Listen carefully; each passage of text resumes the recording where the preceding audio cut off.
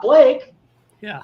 How you doing, man? What do you think about this new attack on Israel? We're going to switch over to the debate as soon as it gets started. So, hit it. Yeah. Ah, shit. They're starting.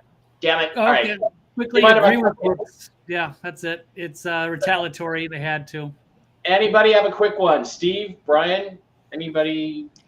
Quick input. The Arab nations are pieces of filth, and Yes. they want to exterminate women and children, and that makes them my enemy. And those videos look like what hell would look like in my dreams. Like, it looks like being in hell. So I just want this. I want this stuff to stop. Yeah. Put the MAGA Unity Party and put an adult back in charge for first time in a long time. We're going to slide over to the debate, and let's get the audio rolling. Let me know if you guys can hear it. Questions will be directed at one candidate who will have 2 minutes to respond. The other candidate will be allowed 2 minutes for rebuttal. Then each candidate will get another minute to make further points, with an additional 1 minute each at the discretion of the moderator.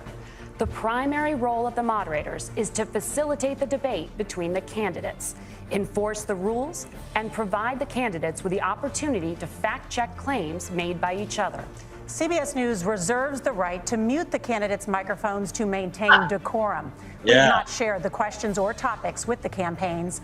The stage is set. Governor, Senator, thank you for joining us. Let's get started. But what about biting? Tonight, what our about country is facing kicking? several unfolding crises. The Middle East is on the brink of war. Americans are suffering from the catastrophic impact of Hurricane Helene. And now a labor strike as 25,000 dock workers from Maine to Texas are picketing. We're going to begin tonight with the Middle East. Margaret. Thank you, Nora. Earlier today, Iran launched its largest attack yet on Israel, but that attack failed, thanks to joint U.S. and Israeli defensive action. President Biden has deployed more than 40,000 U.S. military personnel and assets to that region over the past year to try to prevent a regional war. Iran is weakened, but the U.S. still considers it the largest state-sponsored terrorism in the world, and it has drastically reduced the time it would take to develop a nuclear weapon. It is down now to 1 or 2 weeks' time.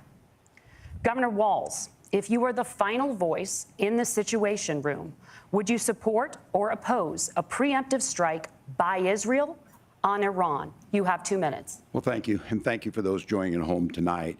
Let's keep in mind where this started. October 7th, Hamas terrorists massacred over 1,400 Israelis and took prisoners.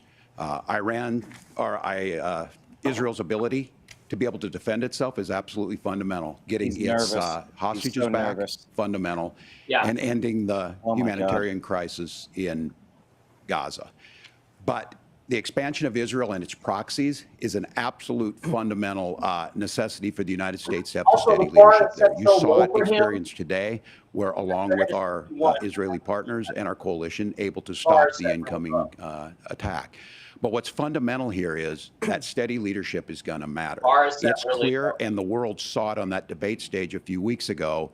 A nearly 80-year-old Donald Trump talking about crowd sizes is not what we need in this. They're going to try to talk about just that. It's those that were closest to Donald Trump that understand how dangerous he is when the world is this dangerous. His chief of staff, John Kelly, said that he was the most flawed human being he'd ever met. And both of his secretaries of defense and his national security advisors said he should be nowhere near the White House. Now, the person closest to them, to Donald Trump, said he's unfit for the highest office. That was Senator Vance. What we've seen out of Vice President Harris is we've seen steady leadership. We've seen a calmness that is able to draw on the coalitions to bring them together. Understanding that our allies matter. When our allies see Donald Trump Can't we just turn get towards a Vladimir liar Putin, buzzer or turn towards, something? Every time he lies, North Korea, just buzz him. when we start to see that type of fickleness around holding the coalitions together, we will stay committed. And as the vice president said today is, we will protect our forces and our allied forces, and there will be consequences. Governor, your time is up. Senator Vance, the same question. Would you support or oppose a preemptive strike by Israel on Iran? You have 2 minutes. So, Margaret, I want to answer the question. First of all, thanks, Governor. Thanks to CBS for hosting the debate. And thanks most importantly to the American people who are watching this evening and caring enough about this country to pay attention to this vice presidential debate. I want to answer the question, but I want to actually give an introduction to myself a little bit because I recognize a lot of Americans don't know who either one of us are. I was raised in a working class family. My mother required food assistance for periods of her life. My grandmother required Social Security help to raise me, and she raised me in part because my own mother struggled with addiction for a big chunk of my early life. I went to college on the GI Bill after I enlisted in the Marine Corps and served in Iraq. And so I stand here asking to be your vice president with extraordinary gratitude for this country, for the American dream that made it possible for me to live my dreams. And most importantly, I know that a lot of you are worried about the chaos in the world and the feeling that the American dream is unattainable. I want to try to convince you tonight over the next 90 minutes that if we get better leadership in the White House, if we get Donald Trump back in the White House, the American dream is going to be attainable once again. Now, to answer this particular question, we have to remember that as much as Governor Walz just accused Donald Trump of being an agent of chaos, Donald Trump actually delivered stability in the world, and he did it by establishing effective deterrence. People were afraid of stepping out of line. Iran, which launched this attack, has received over $100 billion in unfrozen assets thanks to the Kamala Harris administration. What do they use that money for? They use it to buy weapons that they're now launching against our allies and, God forbid, potentially launching against the United States as well. Donald Trump recognized that for people to fear the United States, you needed peace through strength. They needed to recognize that if they got out of line, the United States global leadership would put stability and peace back in the world. Now, you asked about a preemptive strike, Margaret, and I want to answer the question. Look, it is up to Israel what they think they need to do to keep their country safe, and we should support our allies wherever they are when they're fighting the bad guys. I think that's the right approach to take with the Israel question. Thank you, Senator. Governor Walz, do you care to respond to any of the allegations? Well, look, Donald Trump was in office. We'll sometimes hear a revisionist history, but when Donald Trump was in office, it was Donald Trump who we had a coalition of nations that had boxed Iran's nuclear program in, the inability to advance it. Donald Trump pulled that program and put nothing else in its place. So Iran is closer to a nuclear weapon than they were before because of Donald Trump's fickle leadership. And when Iran shot down an American aircraft in international airspace, Donald Trump tweeted, because that's the standard diplomacy of Donald Trump. And when Iranian missiles did fall near U.S. troops and they received traumatic brain injuries, Donald Trump wrote it off as headaches. Look, our allies understand that Donald Trump is fickle. He will go to whoever has the most flattery or where it makes sense to him. Steady leadership like you witnessed today, like you witnessed in April. Both Iranian attacks were repelled. Our coalition is strong, and we need the steady leadership that Kamala Harris is providing. Senator Vance, the U.S. did have a diplomatic deal with Iran to temporarily pause parts of its nuclear program, and President Trump did exit that deal. He recently said, just 5 days ago, the U.S. must now make a diplomatic deal with Iran because the consequences are impossible. Did he make a mistake? You have 1 minute. Well, first of all, Margaret, diplomacy is not a dirty word, but I think that's something that Governor Walz just said is quite extraordinary. You yourself just said Iran is as close to a nuclear weapon today as they have ever been. And Governor Walz, you blame Donald Trump. Who has been the vice president for the last 3.5 years? And the answer is your running mate, not mine. Donald Trump consistently made the world more secure. Now, we talk about the sequence of events that led us to where we are right now, and you can't ignore October the 7th, which I appreciate Governor Walz bringing up. But when did Iran and Hamas and their proxies attack Israel? It was during the administration of Kamala Harris. So Governor Walz can criticize Donald Trump's tweets, but effective, smart diplomacy and peace through strength is how you bring stability back to a very broken world. Donald Trump has already done it once before. Ask yourself at home, when was the last time, I'm 40 years old, when was the last time that an American president didn't have a major conflict break out? The only answer is during the 4 years that Donald Trump was president. Gentlemen, we have a lot to get to. Nora? Margaret, thank you. Let's turn now to Hurricane Helene. The storm could become... Okay, let's pause this a second to go around the horn. Who did you think won that one? Brooks? Well, I think Vance won because the obvious answer to everybody is that the billions of dollars that Obama and through Biden and Harris into Iran is the reason why we're seeing all these attacks. We saw no attacks because Iran was in a little box about that big and they were broke. Yeah. Blake, who do you think won that round? Well, it's got to be Vance, even though he took the long road, like he was giving an opening statement. They should have done opening statements before that. He was prepared for it. But as clearly, we've seen both candidates. We saw Trump in 4 years. Clearly, his foreign policy was better, and J.D. Vance was right on point. We didn't have any major conflicts. It's all been under Biden. Money in Iran, that's not good. So, can't win. Yeah. Steve, who do you think won that first round? Vance. I wish he hadn't pontificated there at the beginning, but I think it was Vance. Also, it's no secret that during the Trump administration, we didn't have the problems that we're having today. We didn't leave billions of dollars of equipment behind for our enemies to use against us and our allies. We didn't fund them with billions of dollars so that they could buy more weapons. So clearly, and the other thing, they always go back and blame Trump. They've had 3.5 years to do whatever they wanted to do. They've done nothing, absolutely nothing. So clearly, to me, Vance won that one. Brian, quickly, who do you think won that round? I think J.D. Vance did fantastic in that round. I think the body language of Tim Walz is ridiculous. He looks nervous. He's jittery. JD just kind of has a strong plan together. He has the right body right temperament and the right body language for it. Whereas W.C. Fields right there, that's who the Tim Walz guy keeps reminding me of. W.C. Fields. Yeah, I agree with that. I'm gonna say that was a draw. I thought Vance completely blew his opportunity to blow him out of the water, so he could tell us he's raised in a middle-class family. What the fuck was that all about? You got plenty of chances to introduce yourself. Just get on with it. And he should have addressed all the lies that Walz told. And he didn't. So I don't think either guy really won that. I think at the end, maybe the point of, look, there were no wars when Trump was president was fairly well done. Brian, can you take that down? We're going to go back to absolutely got it. Back to the debate itself. All right, let's go. It's question number 2. One of the deadliest on record. More than 160 people are dead and hundreds more are missing. Scientists say climate change makes these hurricanes. Okay. Are they serious? Quickly here. First of all, he asked to say, where's the relief? Why isn't it already there? It's because we spent $265 billion in Ukraine, and then he has to attack climate change. I just got to get that out before he answers. Please, Vance, don't screw this one up. All right, sorry. Go. Hurricanes larger, stronger, and more deadly because of the historic rainfall. Senator Vance, according to CBS News polling, 7 in 10 Americans and more than 60% of Republicans under the age of 45 favor the U.S. taking steps to try and reduce climate change.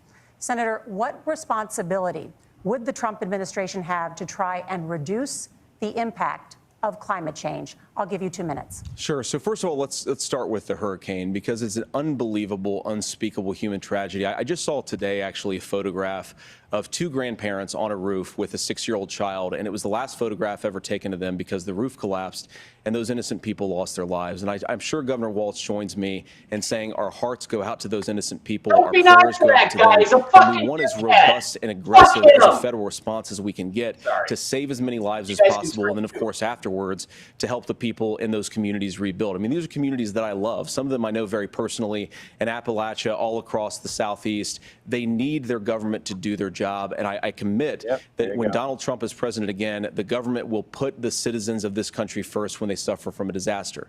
Now, Nora, you asked about climate change. I think this is a very important issue. Look, a lot of people are justifiably worried about all these crazy weather patterns. I think it's important for us, first of all, to say Donald Trump and I support clean air, clean water. We want the environment to be cleaner and safer. But one of the things that I've noticed some of our Democratic friends talking a lot about is a concern about carbon emissions, this idea that carbon emissions drives all of the climate change.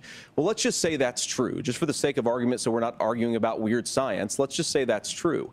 Well, if you believe that, what would you want to do? The answer is that you'd want to reshore as much American manufacturing as possible, and you'd want to produce as much energy as possible in the United States of America because we're the cleanest economy in the entire world. What have Kamala Harris's policies actually led to? More energy production in China, more manufacturing overseas, more doing business in some of the dirtiest parts of the entire world. And when I say that, I mean the amount of carbon emissions they're doing per unit of economic output. So if we actually care about getting cleaner air and cleaner water, the best thing to do is to double down and invest in American workers and the American people. And unfortunately, Kamala Harris has done exactly the opposite. Governor Walz, you have 2 minutes to respond. Well, we got close to an agreement because all those things are happening. Look, first of all, it is a horrific tragedy with this hurricane. And my heart goes out to the folks that are down there in contact with the governors. I serve as what do you mean, co-chair of the down Council there? of Governors. As we work together on these emergency managements. Governors know no partisanship. They work together. So all of the governors and the emergency responders are on the ground. Those happen on the front end. The federal government comes in, makes sure they're there to that we recover, but we're still in that phase where we need to make sure that they're staying there, staying focused. Now, look, coming back to the climate change issue, there's no doubt this thing roared onto the scene faster and stronger than anything we've seen. No, it didn't. Senator Vance has said that there's a climate problem in the past. Donald Trump called it a hoax and then joked that these things would make more beachfront property to be able to invest in. What we've seen out of the Harris administration now, the Biden-Harris administration, is we've seen this investment. We've seen massive investments, the biggest in global history that we've seen in the Inflation Reduction Act, has created jobs all across the country. 2,000 in Jeffersonville, Ohio, taking the EV technology that we invented and making it here. 200,000 jobs across the country. The largest solar manufacturing plant in North America sits in Minnesota. But my farmers know climate change is real. They've seen 500-year droughts, 500-year floods back to back. But what they're doing is adapting, and this has allowed them to tell me, look, I harvest corn, I harvest soybean, and I harvest wind. We are producing more natural gas and more oil at any time than we ever have. We're also producing more clean energy. So the solution for us is to continue to move forward that climate change is real. Reducing our impact is absolutely critical, but this is not a false choice. You can do that at the same time you're creating the jobs that we're seeing all across the country. Yeah, it's a total liar. We are seeing us becoming an energy superpower for the future, not just the current. And that's what absolutely makes sense. And then we start thinking about how do we mitigate these disasters. Thank you. Senator, I want to give you an opportunity to respond there. The governor mentioned that President Trump has called climate change a hoax. Do you agree? It is. Well, look, what the president has said is that if the Democrats, in particular Kamala Harris and her leadership, if they really believe that climate change is serious, what they would be doing is more manufacturing and more energy production in the United States of America, and that's not what they're doing. So clearly, Kamala Harris herself doesn't believe her own rhetoric on this. If she did, she would actually agree with Donald Trump's energy policies. Now, something Governor Walz said I think is important to touch upon, because when we talk about clean energy, I think that's a slogan that often the Democrats will use here. And I'm talking, of course, about the Democratic leadership. And the real issue is that if you're spending hundreds of millions or even billions of dollars of American taxpayer money on solar panels that are made in China, number one, you're going to make the economy dirtier. We should be making more of those solar panels here in the United States of America. Some of them are, Tim, but a lot of them are being made overseas in China, especially the components that go into those solar panels. So if you really want to make the environment cleaner, you've got to invest in more energy production.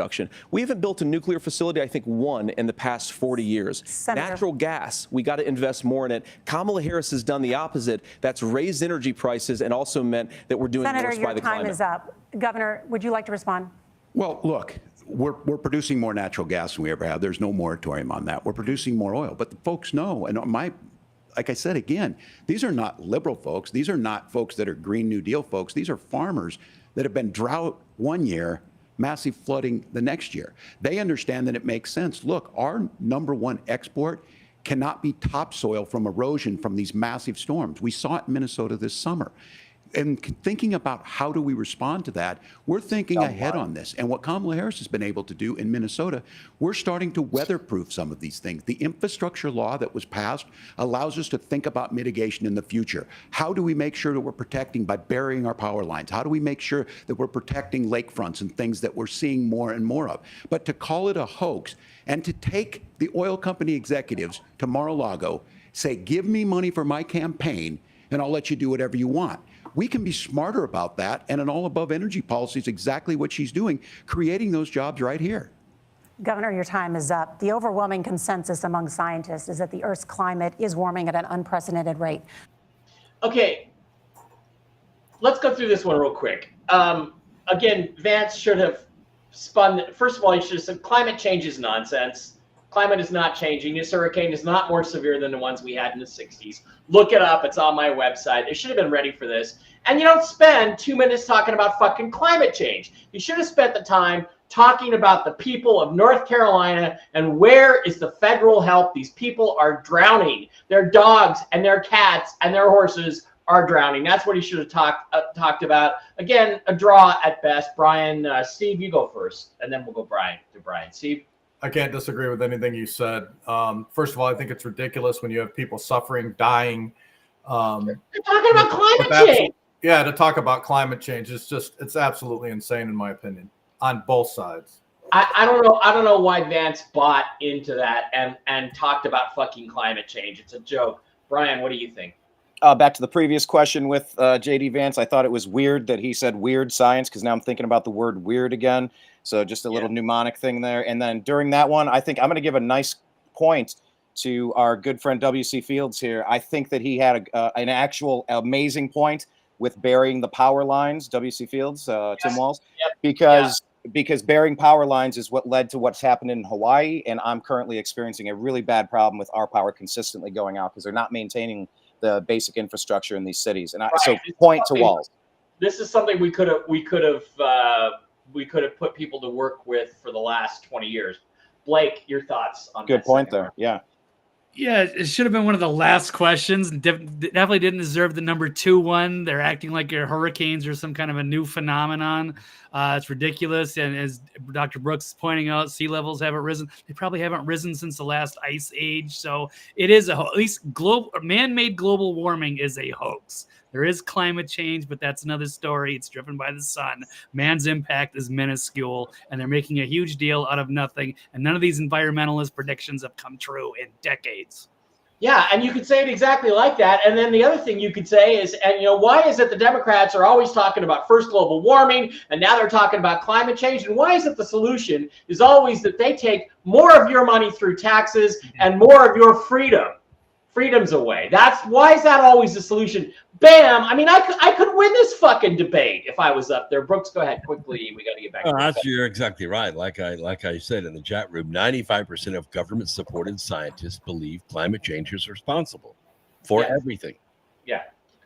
Send me your money and give me your vote, and we'll go to war with the sun, and we'll fix this. Yeah, that's what I would say. What are you going to do? Attack the sun? Yeah, Mr. Burns from The Simpsons.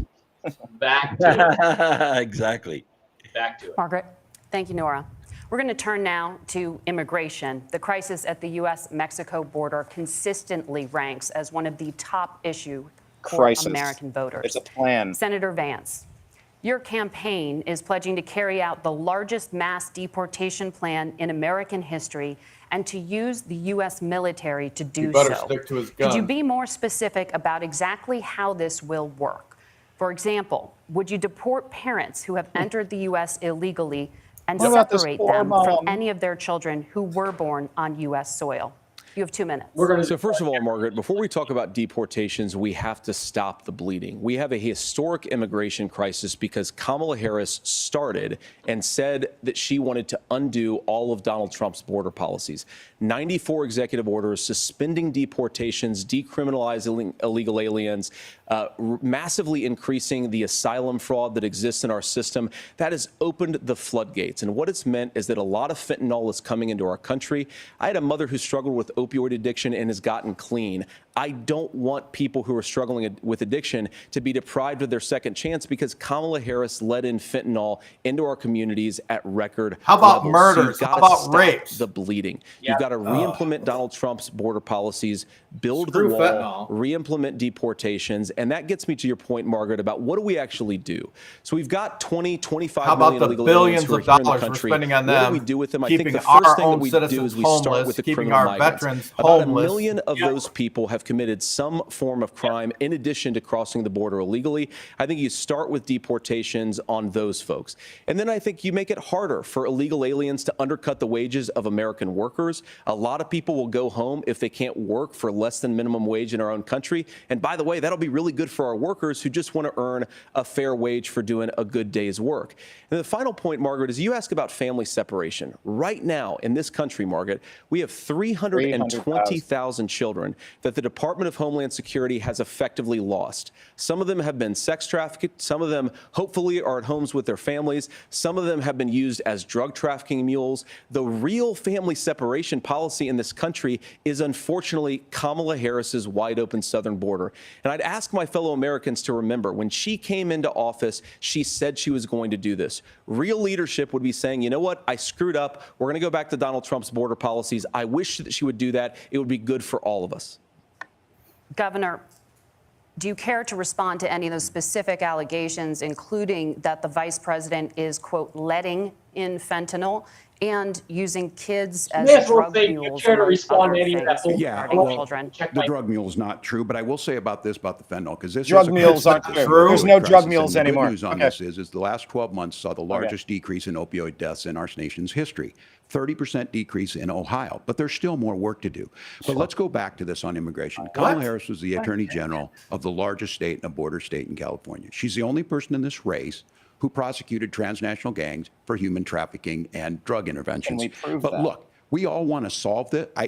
Most of us want to solve this, and that is the United States Congress. That's the Border Patrol agents. That's the Chamber of Commerce. That's most Americans out here. That's why we had the fairest and the toughest bill on immigration that this nation's seen. It was crafted by a conservative senator from Oklahoma, James Lankford. I know him. He's super conservative, but he's a man of principle, wants to get it done. Democrats and Republicans worked on this piece of legislation. The Border Patrol said, this is what we need in here. These are the experts. And the Chamber of Commerce and the Wall Street Journal said, pass this thing. Kamala Harris helped get there. 1,500 new border agents, detection for drugs, DOJ money to speed up. What about the wall? The adjudications on this, just what America wants. But as soon as I was getting ready to pass and actually tackle this, Donald Trump said no, told them to vote against it because it gives him a campaign issue. It gives him to, what would Donald Trump talk about if we actually did some of these things? And they need to be done by the legislature. You can't just do this through the executive branch. So look, we have the options to do this. Donald Trump had 4 years. He had 4 years to do this. And he promised you, America, how easy it would be. I'll build you a big, beautiful wall, and Mexico will pay for it. Less than 2% of that wall got built, and Mexico didn't pay a dime. But here we are again, 9 years after he came down that escalator. Yeah, because Democrat Congress blocked it. People and telling him what he was going to do. As far as the deportation plan, at one point, Senator Vance said it was so unworkable to be laughable. So that's where we're at. Pass the bill, she'll sign it. Governor, your time is up.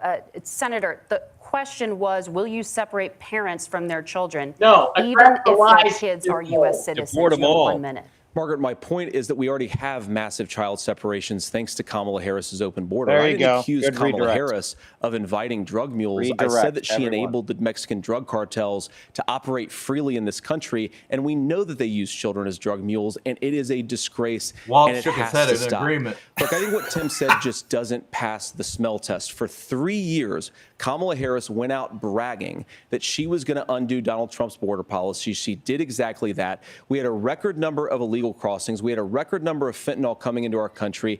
And now that she's running for president, or a few months before, she says that somehow she got religion and cared a lot about a piece of legislation. The only thing that she did when she became the vice president, when she became the appointed border czar, was to undo 94 Donald Trump executive actions that opened the border. This problem is leading to massive problems in the United States of America. Parents who can't afford health care, schools that are overwhelmed. It's got to stop, and it will when Donald Trump is president again. Senator, your time is up. Governor. Okay, quickly. How'd that go? Who won that round? I think Vance finally pulled one out there a little bit, but he could have done better. He could have done a lot better.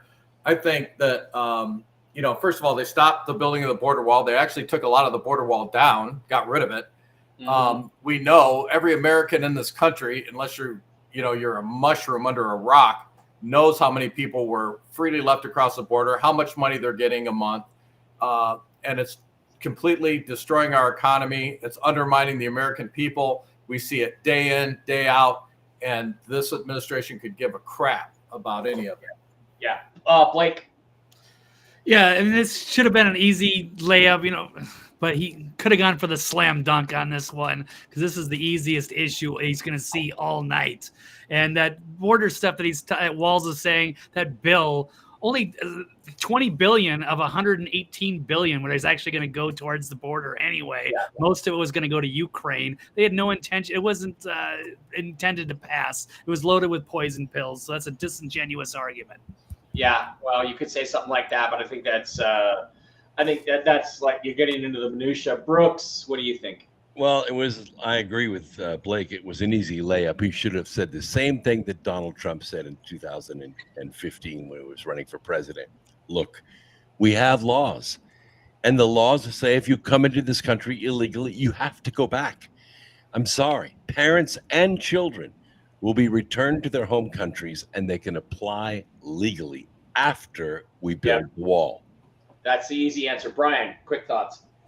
Every time I see Tim Walz turn around, it reminds me of W.C. Fields. Also, the border policy that they keep using this trick by saying, oh, well, we had this plan that all these people said was so fantastic. And, the Republicans and Trump, they said, let's not do that so that we can have a topic to run our campaign on. Yeah, there's Tim Walz right there. But anyway, I just think it's ridiculous because, as Blake said, that was all pork and no wall. That was a poison pill. That was never legitimate or serious in the first place. And finally, no, Trump did not have 4 years. You impeached him on 2 fake bullshit kangaroo court trials twice, and now there's been 2 assassination attempts. All you've done is get in the way instead of building infrastructure so that we don't have mass casualty events like we had with the flooding. You know what? We wasted 4 years because the Democrats lied to us and wasted all of our time when we could have been doing something productive just because they don't like the orange man.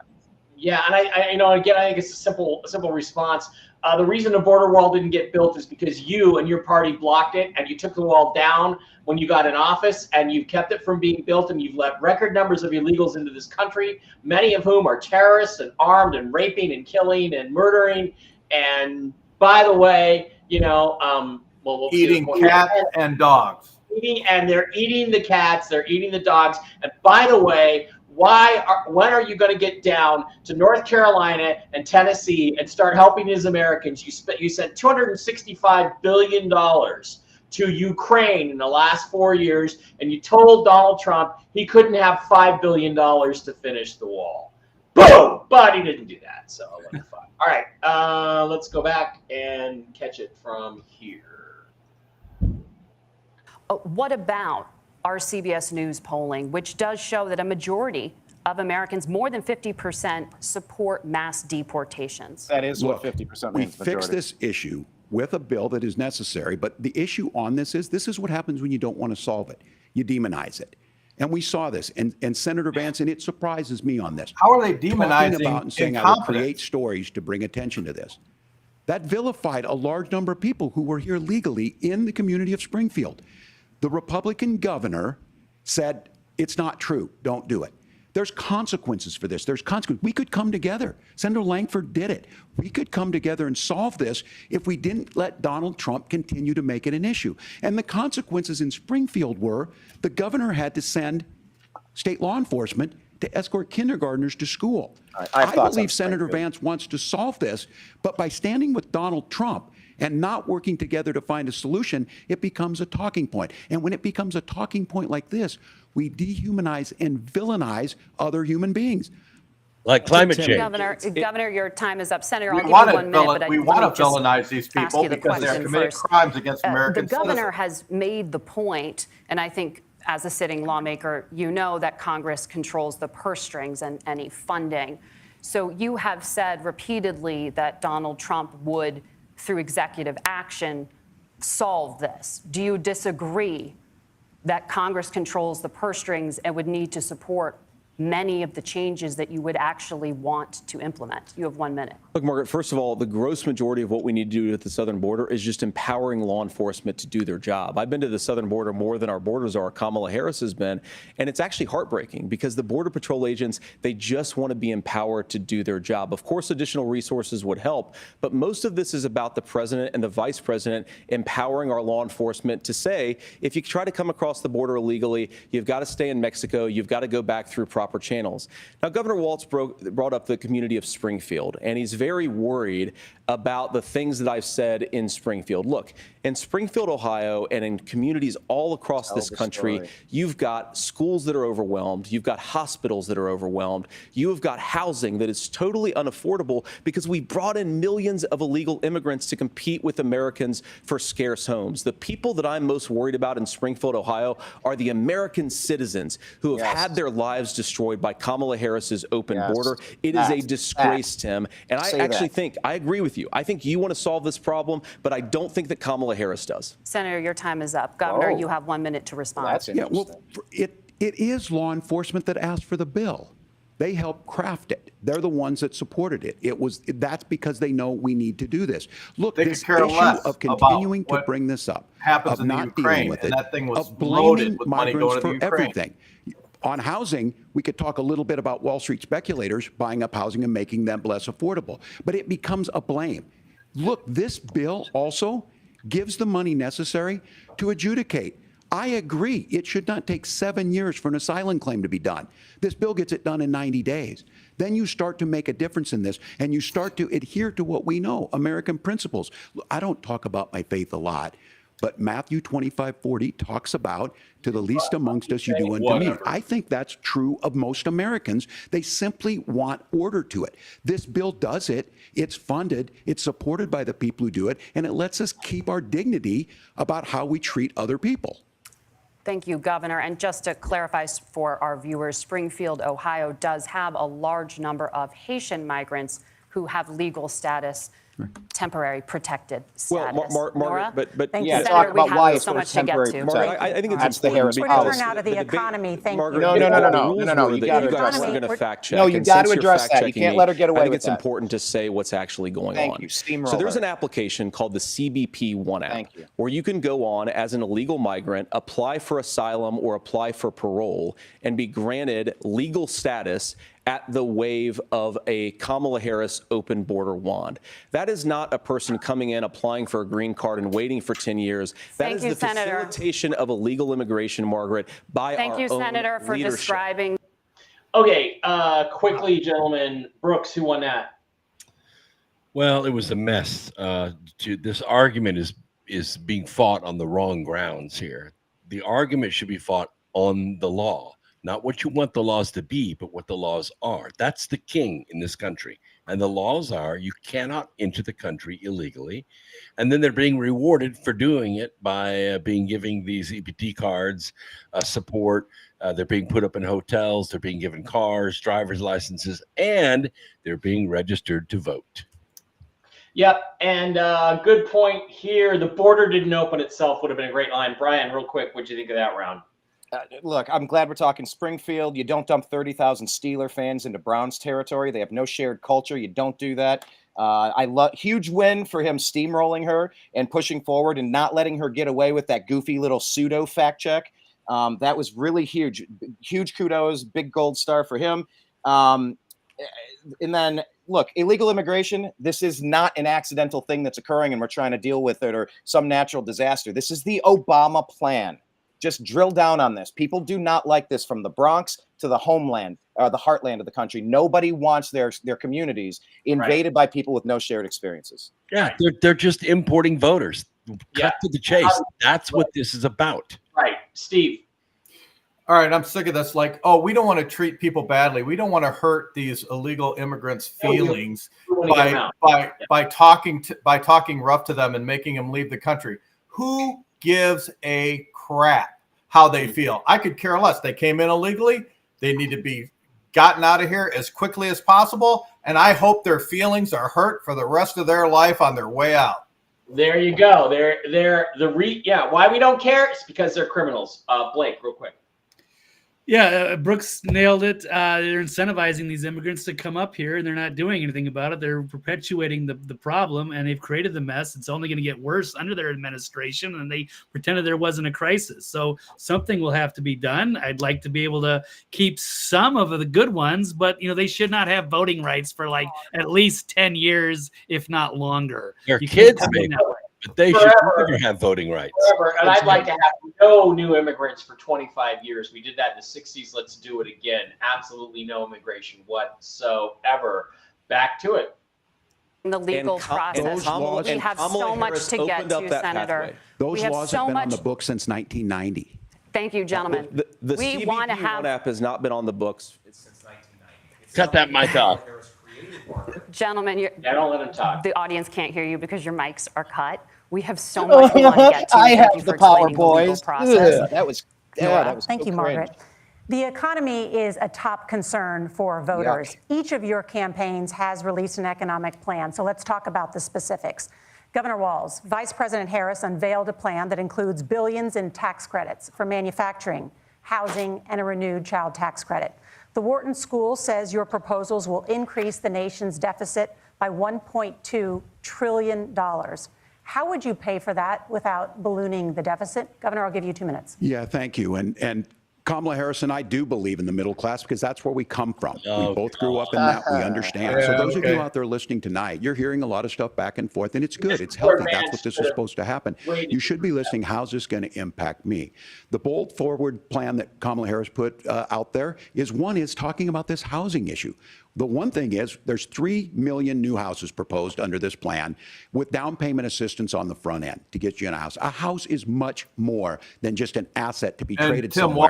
It's foundational to where you're at. And then making sure that loans, as long as they were not American citizens or other things, that there's fairness in that. Look, the $35 insulin is a good thing, but it costs $5 to make insulin. They were charging $800 before this law went into effect. As far as the housing goes, I've seen it in Minnesota. 12% more houses in Minneapolis, prices went down on rent 4%. It's working. And then making sure tax cuts go to the middle class. $6,000 child tax credit, we have one in Minnesota, reduces childhood poverty by 1/3. We save money in the long run, and we do the right thing for families. And then getting businesses off the ground. The law as it stands right now is $5,000 tax credit for small business. Do the right thing for families. $50,000. Yeah. Why are you giving illegal immigrants $10,000 a month plus? I'll give you this. He kept it. He took folks from Mar-a-Lago, said, you're rich as hell, I'm going to give you a tax cut. He gave the tax cuts that predominantly went to the top class. What happened there was an $8 trillion. So here you go. Right here's an opportunity to say exactly what you just said. Here's a chance to swing back and go, okay, you're giving $6,000 a month to illegal immigrants, criminals in this country, criminally, and you're complaining about Americans getting tax cuts. Boom, that's it. And in his state, he is giving loans to illegal immigrants. If you're a U.S. citizen, you do not qualify. Over American citizens, right? Increase in the national debt, the largest ever. Now he's proposing a 20% consumption or sales tax on everything we bring in. Everyone agrees, including businesses, it would be destabilizing it. It would increase inflation and potentially lead to a recession. Look, this is simple for you. Where are we going? Kamala Harris has said to do the things she wants to do. We'll just ask the wealthiest to pay their fair share. When we do that, our system Roosevelt said. More people are participating in it, and folks have the things that they need. Senator, I want to give you a moment to respond on that. But similarly, the Wharton School has done an analysis of the Trump plan and says it would increase the nation's deficit by $5.8 trillion. My question is the same for you. How do you pay for all that without ballooning the deficit? I'll give you 2 minutes. Well, first of all, you're going to hear a lot from Tim Walz this evening, and you just heard it in the answer, a lot of what Kamala Harris proposes to do. And some of it, I'll be honest with you, it even sounds pretty good. Here's what you won't hear, is that Kamala Harris has already done it. Because she's been the vice president for 3.5 years. She had the opportunity to enact all of these great policies. And what she's actually done instead is drive the cost of food higher by 25%, drive the cost of housing higher by about 60%, open the American southern border, and make middle-class life unaffordable for a large number of Americans. If Kamala Harris has such great plans for how to address middle-class problems, then she ought to do them now. Not when asking for a promotion, but in the job the American people gave her 3.5 years ago. And the fact that she isn't tells you a lot about how much you can trust her actual plans. Now, Donald Trump's economic plan is not just a plan, but it's also a record.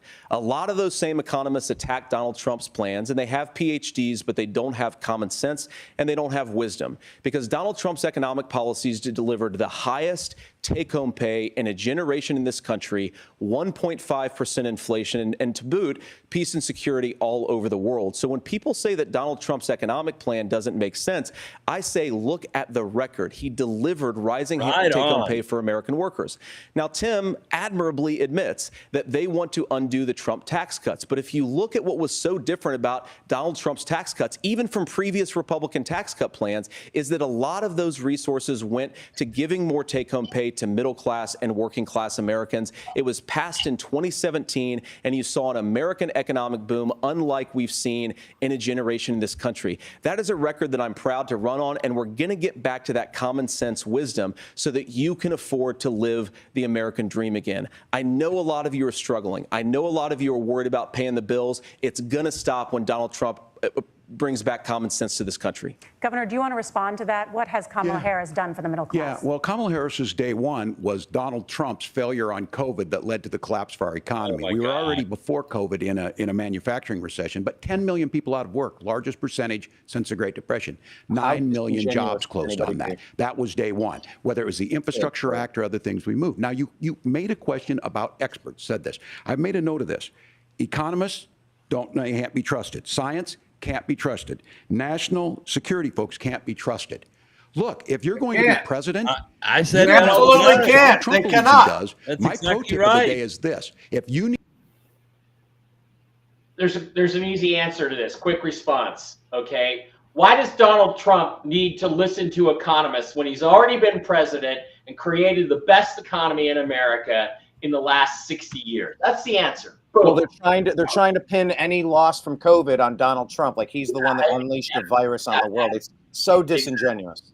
Exactly. By the way, Tim, the Chinese introduced COVID to the world. Not need heart surgery. Listen to the people at the Mayo Clinic in Rochester, Minnesota, not Donald Trump. And the same thing goes with this. And I ask you out there, teachers, nurses, truck drivers, or whatever, how is it fair that you're paying your taxes every year and Donald Trump hasn't paid any federal tax in the last 15 years? Oh my God. Last year's president. How is it fair that our tax dollars are going to illegal immigrants? immigrants? Around it, and he's bragged about that. We're just asking for fairness in it, and that's all you want.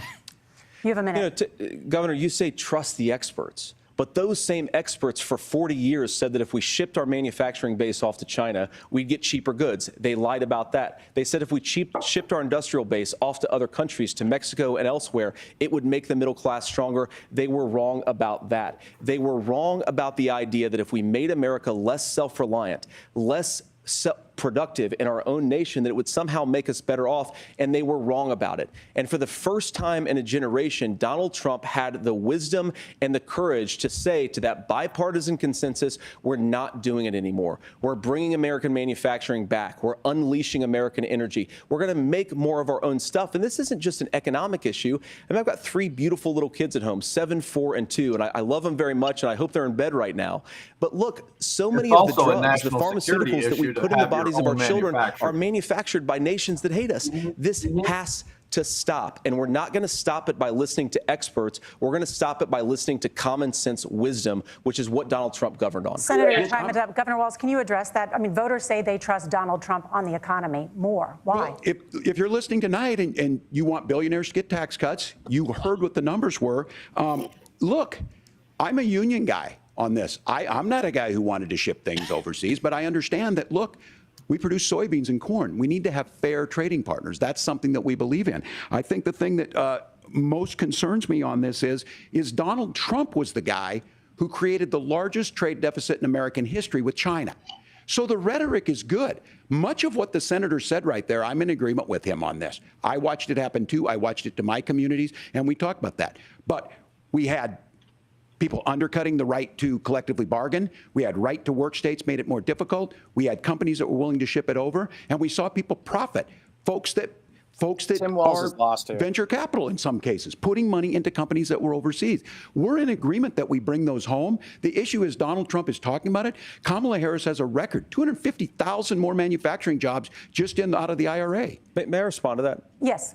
So appreciate that. So if you notice, what Governor Walz just did is he said, first of all, Donald Trump has to listen to the experts. And then when he acknowledged that the experts screwed up, he said, well, Donald Trump didn't do nearly as good of a job as the statistics that's a gross generalization. that he did.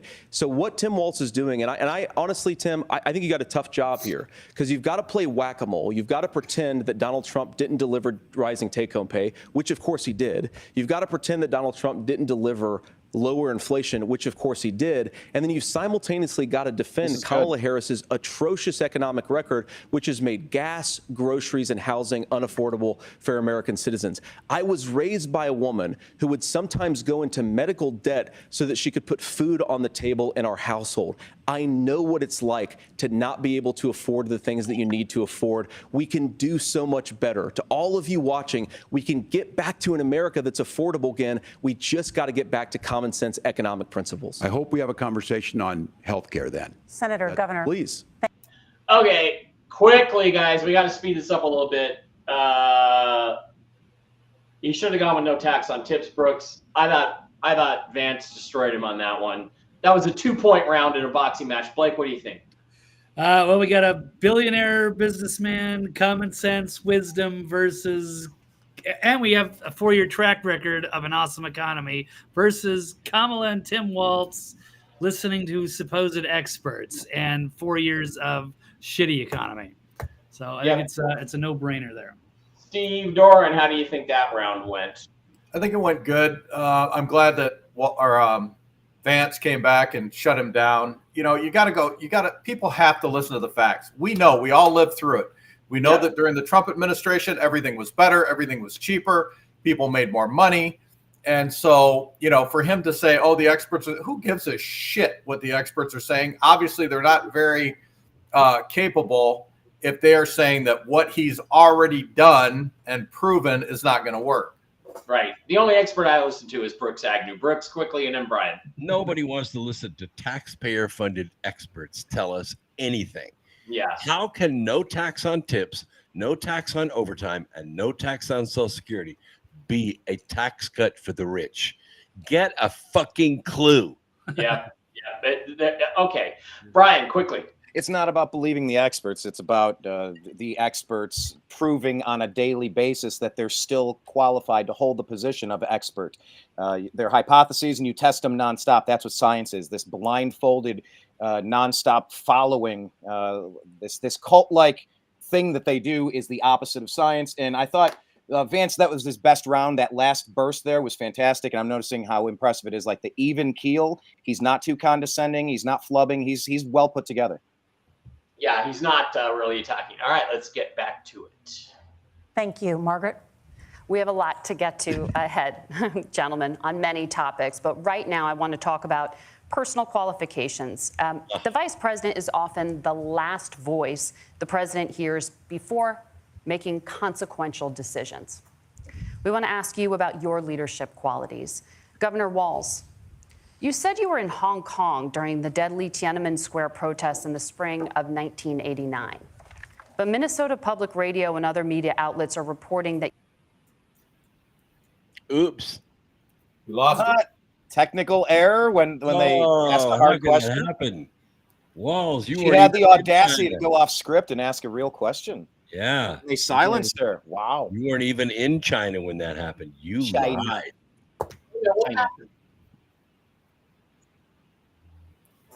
Got to protect your people. Oh, my That's God. what they're doing. Passionate about it. A young teacher. My first year out, I got the opportunity in the summer of '89 to travel to China. 35 years ago, be able to do that. I came back home and then started a program to take young people there. We would take basketball teams, we would take baseball teams, we would take dancers, and we would go back and forth to China. The issue for that was to try and learn. Now, look, my community knows who I am. They saw where I was at. They look, I will be the first to tell you, I have poured my heart into my community. I've tried to do the best I can, but I've not been perfect. And I'm a knucklehead at times, but it's always been about that. Those same people elected me to Congress for 12 years. And in Congress, I was one of the most bipartisan people, working on things like farm bills that we got done, working on veterans benefits. And then the people of Minnesota were able to elect me to governor twice. So look, my commitment has been from the beginning to make sure that I'm there for the people, to make sure that I get this right. I will say more than anything, many times I will talk a lot. I will get caught up in the rhetoric. But being there, the impact it made, the difference it made in my life, I learned a lot about China. I hear the critiques of this. I would make the case that Donald Trump should have come on one of those trips with us. I guarantee you he wouldn't be praising Xi Jinping about COVID. And I guarantee you he wouldn't start a trade war that he ends up losing. So this is about trying to understand the world. It's about trying to do the best you can for your community. And then it's putting yourself out there and letting your folks understand what it is. My commitment, whether it be through teaching, which I was good at, or whether it was being a good soldier or was being a good member of Congress, those are the things that I think are the values that people care about. Governor, just to follow up on that, the question was, can you explain the discrepancy? All I said on this is I got there that summer and misspoke on this. So I will just, that's what I've said. Sure. Yeah. So I was in Hong Kong and China during the democracy protests went in. And from that, I learned a lot of what needed to be in governance. So you weren't in Tiana. Never answer the question as it's given. Senator Vance, in 2016, you Wait a minute, she's not.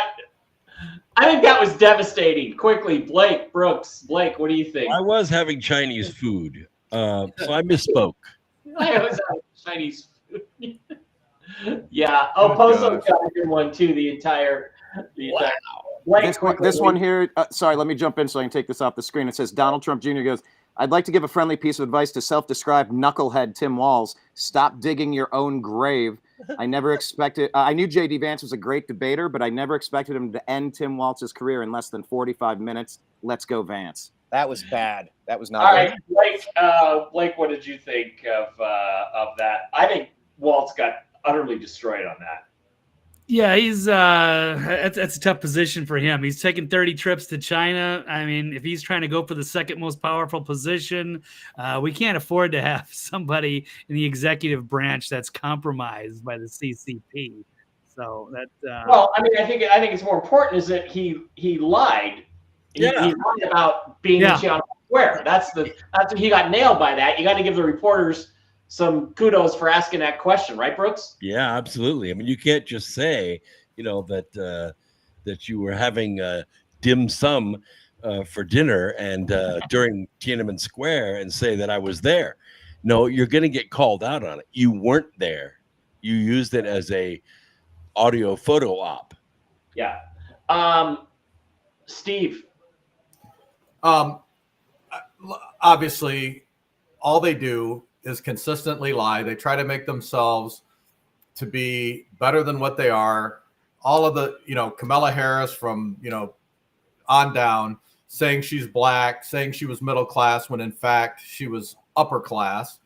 And it's the same thing. And then he said that all of his trips involved, I mean, the way I heard it, maybe I'm misspeaking, but the way I heard it, all of his trips involved taking school children over there to play games and dance and stuff. I mean, that's another big bunch of baloney. I also want to lay it out here right now. When I said I had a threesome with Amaranth and Sydney Sweeney, I misspoke. All right, let's get back to it. Called your running mate Donald Trump unfit for the nation's highest office, and you said he could be America's Hitler. I know you've been asked many times, and you've said you regret those comments and explained you then voted for Donald Trump in 2020. But the Washington Post reported new messages last week in which you also disparaged Trump's economic record while he was president, writing to someone in 2020, quote, Trump thoroughly failed to deliver his economic populism. You're now his running mate, and you've shifted many of your policy stances to align with his. If you become vice president, why should Americans trust that you will give Donald Trump the advice he needs to hear and not just the advice he wants to hear? You have 2 minutes. Well, first of all, Margaret, because I've always been open. And sometimes, of course, I've disagreed with the president, but I've also been extremely open about the fact that I was wrong about Donald Trump. I was wrong, first of all, because I believed some of the media stories that turned out to be dishonest fabrications of his record. But most importantly, Donald Trump delivered for the American people. Rising wages, rising take-home pay, an only economy president that in worked the for history of the normal Americans, nation a secure that did southern everything border, he said a he lot was of things, gonna do. frankly, that I didn't think he'd be able to deliver on. And yeah, when you screw up, when you misspeak, when you get something wrong and you change your mind, you ought to be honest with the American people about it. It's one of the reasons, Margaret, why I've done so many interviews is because I think it's important to actually explain to the American people where I come down on the issues and what changed. Now, you pointed out to messages from 2020. Margaret, I've been extremely consistent that I think there were a lot of things that we could have done better in the Trump administration the first round if Congress was doing its job. I strongly believe, and I've been a United States senator, that Congress is not just a high-class debating society. It's not just a forum for senators and congressmen to whine about problems. It's a forum to govern. So there were a lot of things on the border, on tariffs, for example, where I think that we could have done so much more if the Republican Congress and the Democrats in Congress had been a little bit better about how they govern the country. They were so obsessed with impeaching Donald Trump, they couldn't actually govern. And I want to talk about this tariff issue in particular, Another gold Margaret, star. because Tim just accused this of being a national sales tax. Great job. Look, the one thing, and you're not, probably surprised to hear me praising Joe Biden, but the one thing that Joe Biden did is he continued some of the Trump tariffs that protected American manufacturing jobs. And it's the one issue, the most pro-worker part of the Biden administration, it's the one issue where Kamala Harris has run away from Joe Biden's record. Think about this. If you're trying to employ slave laborers in China at $3 a day, you're going to do that and undercut the wages of American workers unless our country stands up for itself and says you're not accessing our markets unless you're paying middle-class Americans a fair wage. Senator, your time is up. Nora? Thank you. Now to the issue of reproductive rights. Governor Walz, after Roe versus Wade was overturned, you signed a bill into law that made Minnesota one of the least restrictive states in the nation when it comes to abortion. Former President Trump said in the last debate that you believe abortion, quote, Okay, sorry, quickly. Steve, first, I thought that those were the gotcha questions. I thought Walz got caught with his pants down. I thought Vance, I didn't see the whole thing, but he handled it pretty well. I think Vance annihilated him on that one. Steve, what do you think? Well, I'd have to agree. I mean, he did make some pretty bold negative statements about Trump, and all you can say is I was wrong. I mean, there's really no other way to cover it.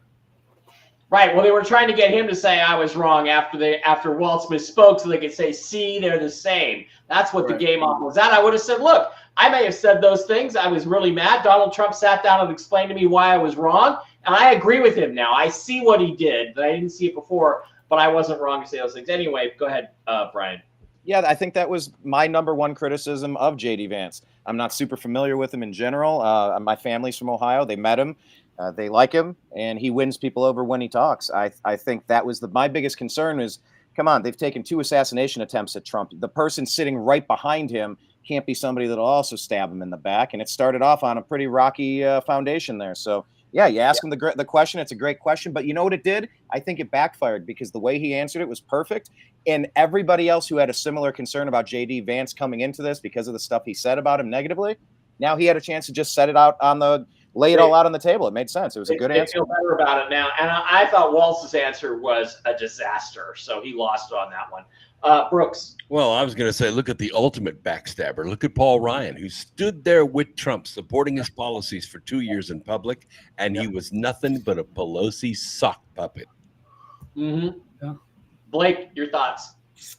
Yeah, Walz definitely on the ropes. He's struggling with the gotchas and getting caught up in his own BS to his own making. And J.D. Vance, he's really coming off sharp and smooth, intellectually honest, trustworthy so far. I kind of like it. I want him to slam him, but I'll take it. I think he's very good. Very okay. soon. All right, let's keep going. in the 9th month is absolutely fine. Yes or no? Is that what you support? I'll give you 2 minutes. That's not what the bill says, but look, this issue is what's on everyone's mind. Donald Trump put this all into motion. No, it's not. He brags about how great it was that he put the judges in and overturned Roe versus Wade. 52 years of personal autonomy. And then he tells us, oh, none of the federal States. government's It's a business. beautiful thing. Yeah.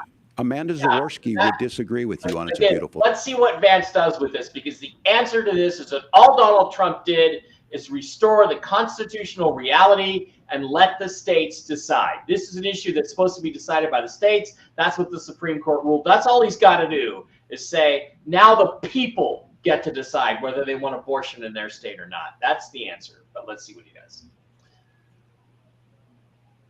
thing. A young bride in Texas waiting for their child at 18 weeks. She has a complication, a tear in the membrane. She needs to go in. The medical care at that point needs to be decided by the doctor. And that would have been an abortion. But in Texas, that would have put them in legal jeopardy. She went home, got sepsis, nearly dies, and now she may have difficulty having children. Or in Kentucky, Hadley Duvall, a 12-year-old child raped and impregnated by her stepfather. Those are horrific. Now, when God asked about that, Senator Vance said, 2 wrongs don't make a right. There is no right in this. So in Minnesota, what we did was restore Roe versus Wade. We made sure that we put women in charge of their health care. But look, this is not where, if you don't know Amanda or a Hadley, you soon will. Their Project 2025 is going to have a registry. Oh, here we go. It's going to make it more difficult, Kamala's if not 25. impossible, Better fact check to get is that. contraception and limit access, if not eliminate access to infertility treatments. For so many of you out there listening, me included, infertility treatments are why I have a child. That's nobody else's business, but those things are being proposed. Yeah. And the catch-all on this is, well, the states will decide. What's right for Texas might not be right for Washington. That's correct. That's not how this works. Yes, this it is. is It basic does. human Yes, rights. it We does. have That's seen exactly how it works. maternal 50 separate mortality countries. skyrocket States, right. in Texas, outpacing many other countries in the world.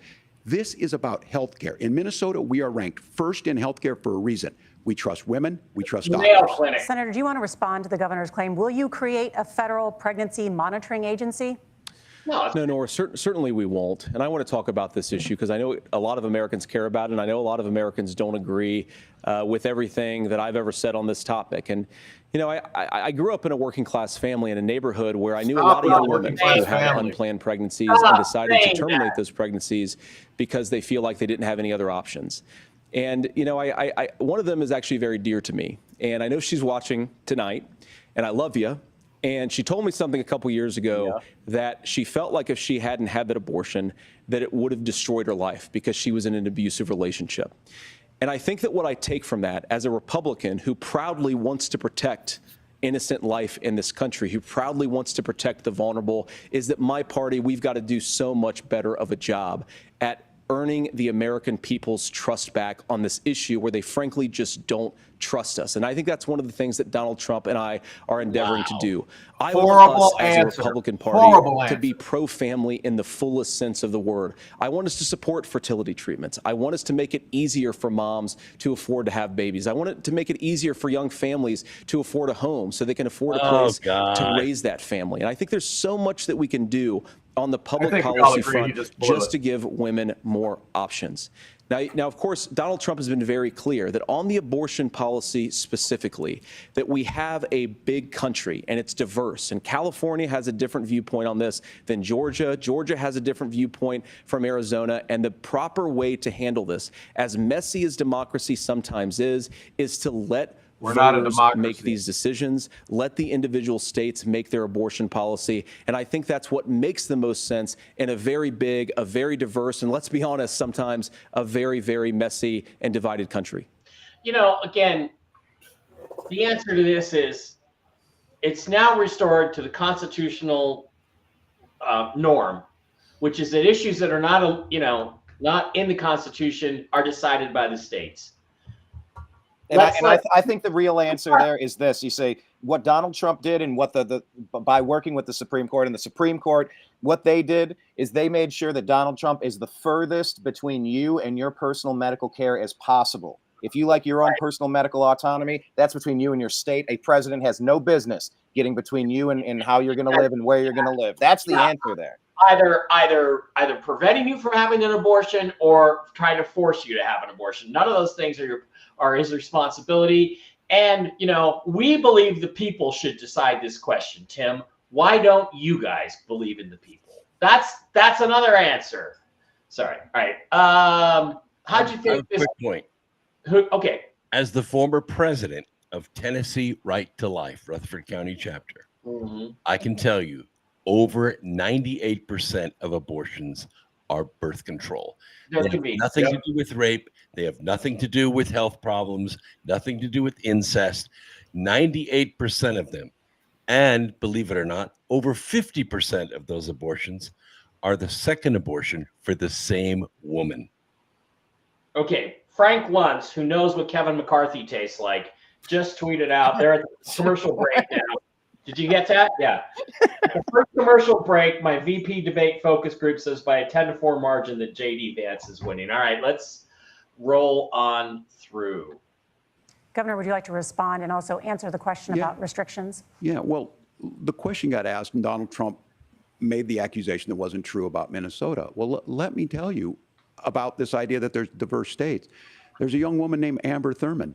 She happened to be in Georgia, a restrictive state.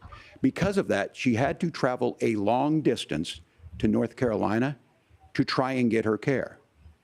Amber Thurman died in that journey back and forth.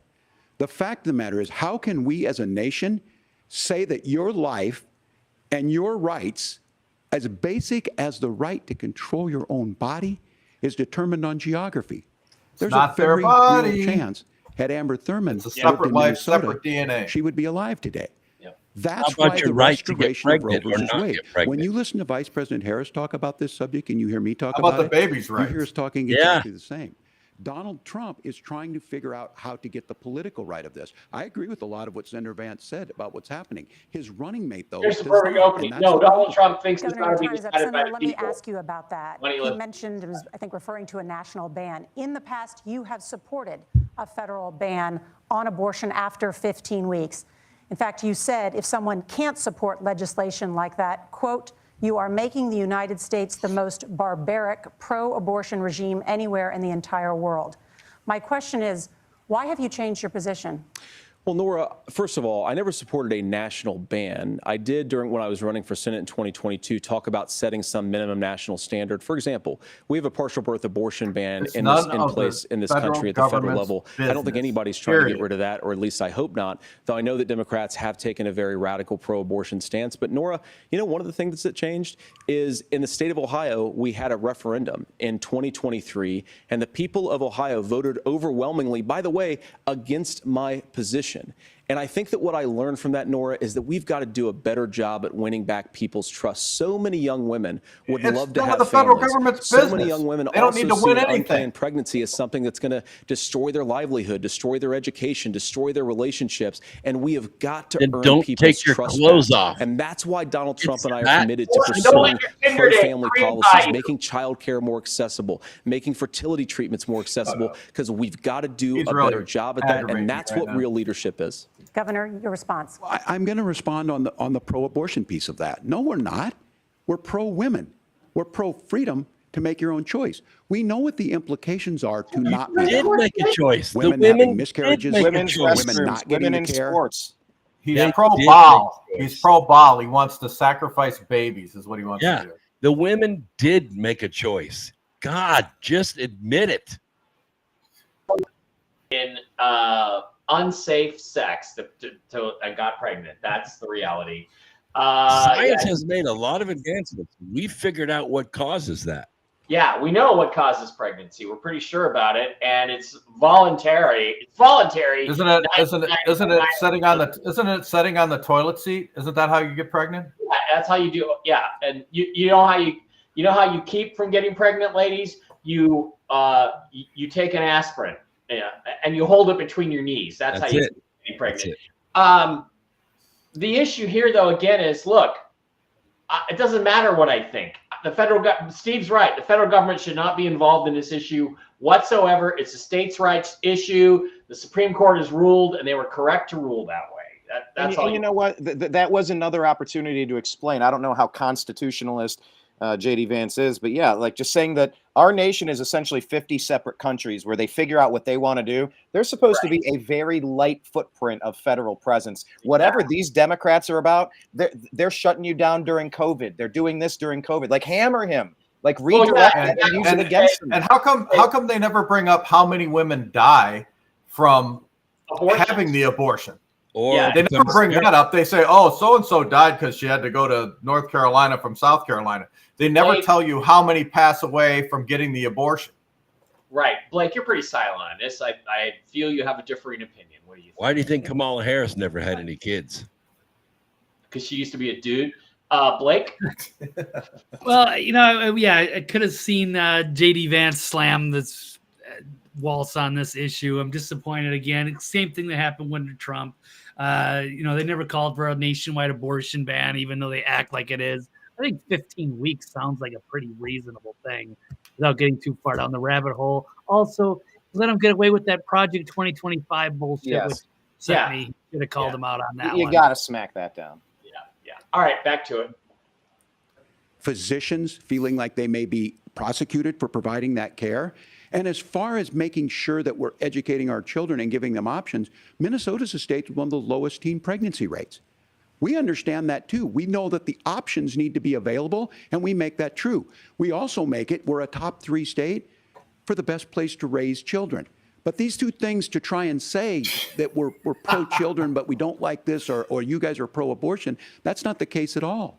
We are pro-freedoms for women to make their choices, and we're going, and Kamala Harris is making the case, to make options for children more affordable, a $6,000 child tax credit, but we're not going to base that on the backs of making someone like Amber Thurman drive 600 miles to try and get health care. Senator? May I respond to that? First of all, Governor, I agree with you. Amber Thurman should still be alive, and there are a lot of people who should still be alive, and I certainly wish that she was. And maybe you're free to disagree with me on this and explain this to me, but as I read the Minnesota law that you signed into law, the statute that you signed into law, it says that a doctor who presides over an abortion where the baby survives, the doctor is under no obligation to provide life-saving care to a baby who survives a botched late-term abortion. That is, I think, whether you're pro-choice or pro-abortion, that is fundamentally barbaric. And that's why I use that word, Nora, is because some of what we've seen, do you want to force Catholic hospitals to perform abortions against their will? Because Kamala Harris has supported suing Catholic nuns to violate their freedom of conscience. We can be a big and diverse country where we respect people's freedom of conscience and make the country more pro-baby and pro-family. But please. Yes, Governor, please respond. Look, this is one where there's always something there. This is a very simple proposition. These are women's decisions to make about their healthcare decisions, and the physicians who know best when they need to do this. Trying to distort the way a law is written to try and make a point, that's not it at all. What was I wrong about, Governor? Please tell me, what was I wrong about? That is not the way the law is written. Look, I've given but this, how? I've given this advice on a lot of things, that getting involved, that's been misread, and it was fact-checked at the last debate. But the point on this is there's a continuation of these guys to try and tell women where to get involved. I use this line on this, just mind your own business. On this. Things worked best when Roe versus Wade was in place. When we do a restoration of Roe, that works best. That doesn't preclude us from increasing funding for children. It doesn't increase us from making sure that once that child's born, like in Minnesota, they get meals, they get early childhood education, they get health care.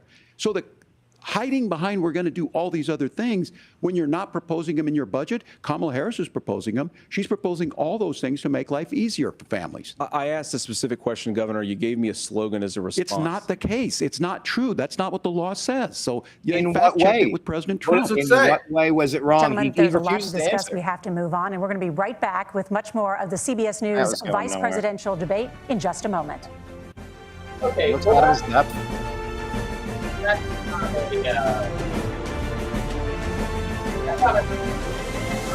That's not an easy subject, but I thought Vance did okay, and I do it. Blake, I think look, I'm a hammerhead, right?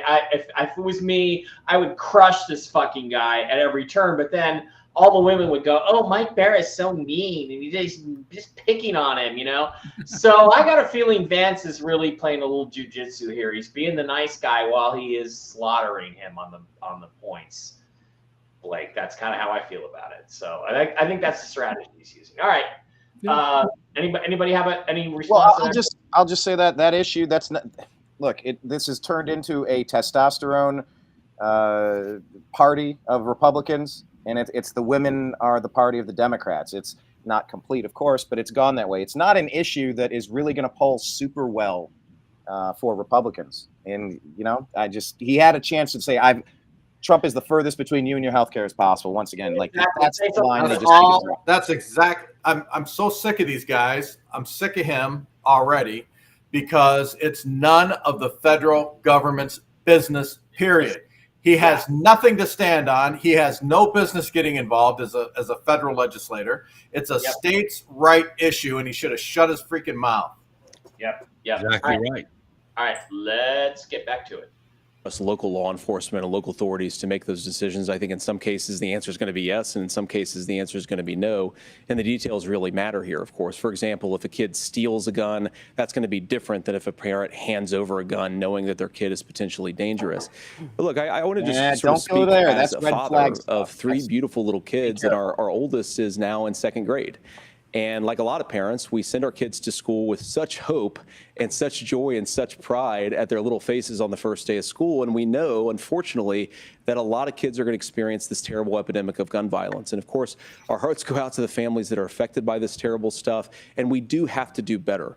And I think that Governor Walz and I actually probably agree that we need to do better on this. The question is just, how do we actually do it? Now, here's something that really bothers me and worries me about this epidemic of violence. The gross majority, close to 90% in some of the statistics I've seen, of the gun violence in this country is committed with illegally obtained firearms. And while we're on that topic, we know that thanks to Kamala Harris's open border, we've seen a massive influx in the number of illegal guns run by the Mexican drug cartels. So that number, the amount of illegal guns in our country is higher today than it was 3.5 years ago. But what do we do about the schools? What do we do to protect our kids? And I think the answer is, and I say this not loving the answer, because I don't want my kids to go to school in a school that feels unsafe or where there are visible signs of security. But I unfortunately think that we have to increase security in our schools. We have to make the doors lock better. We have to make the doors stronger. We've got to make the windows stronger. And of course, we've got to increase school resource officers, because the idea that we can magically wave a wand and take guns out of the hands of bad guys, it just doesn't fit with recent experience. So we've got to make our schools safer. And I think we've got to have some common sense bipartisan solutions for how to do that. Governor, you have 2 minutes. Well, I think all the parents watching tonight, this is your biggest nightmare. Look, I got a 17-year-old, and he witnessed a shooting at a community center playing volleyball. Those things don't leave you. As a member of Congress, I sat in my office surrounded by dozens of the Sandy Hook parents, and they were looking at my 7-year-old picture on the wall. Their 7-year-old were dead, and they were asking us to do something. And look, I'm a hunter. I own firearms. The vice president is. We understand that the Second Amendment is there, but our first responsibility is to our kids to figure this out. In Minnesota, we've enacted enhanced red flag laws, enhanced background checks, and we can start to get data. But here's the problem. If we really want to solve this, we've got folks that won't allow research to be even done on gun violence. And this idea that we should just live with it, and here's what I do think, that this is a good start to the conversation. Blue cities I 100% believe that Senator Vance hates it when these kids, it's abhorrent and it breaks your heart. I agree with that. But that's not far enough when we know there are things that worked. I've spent time in Finland and seen some Finnish schools. They don't have this happen, even though they have a high gun ownership rate in the country. There are reasonable things that we can do to make a difference. It's not infringing on your Second Amendment. And the idea to have some of these weapons out there, it just doesn't make any sense.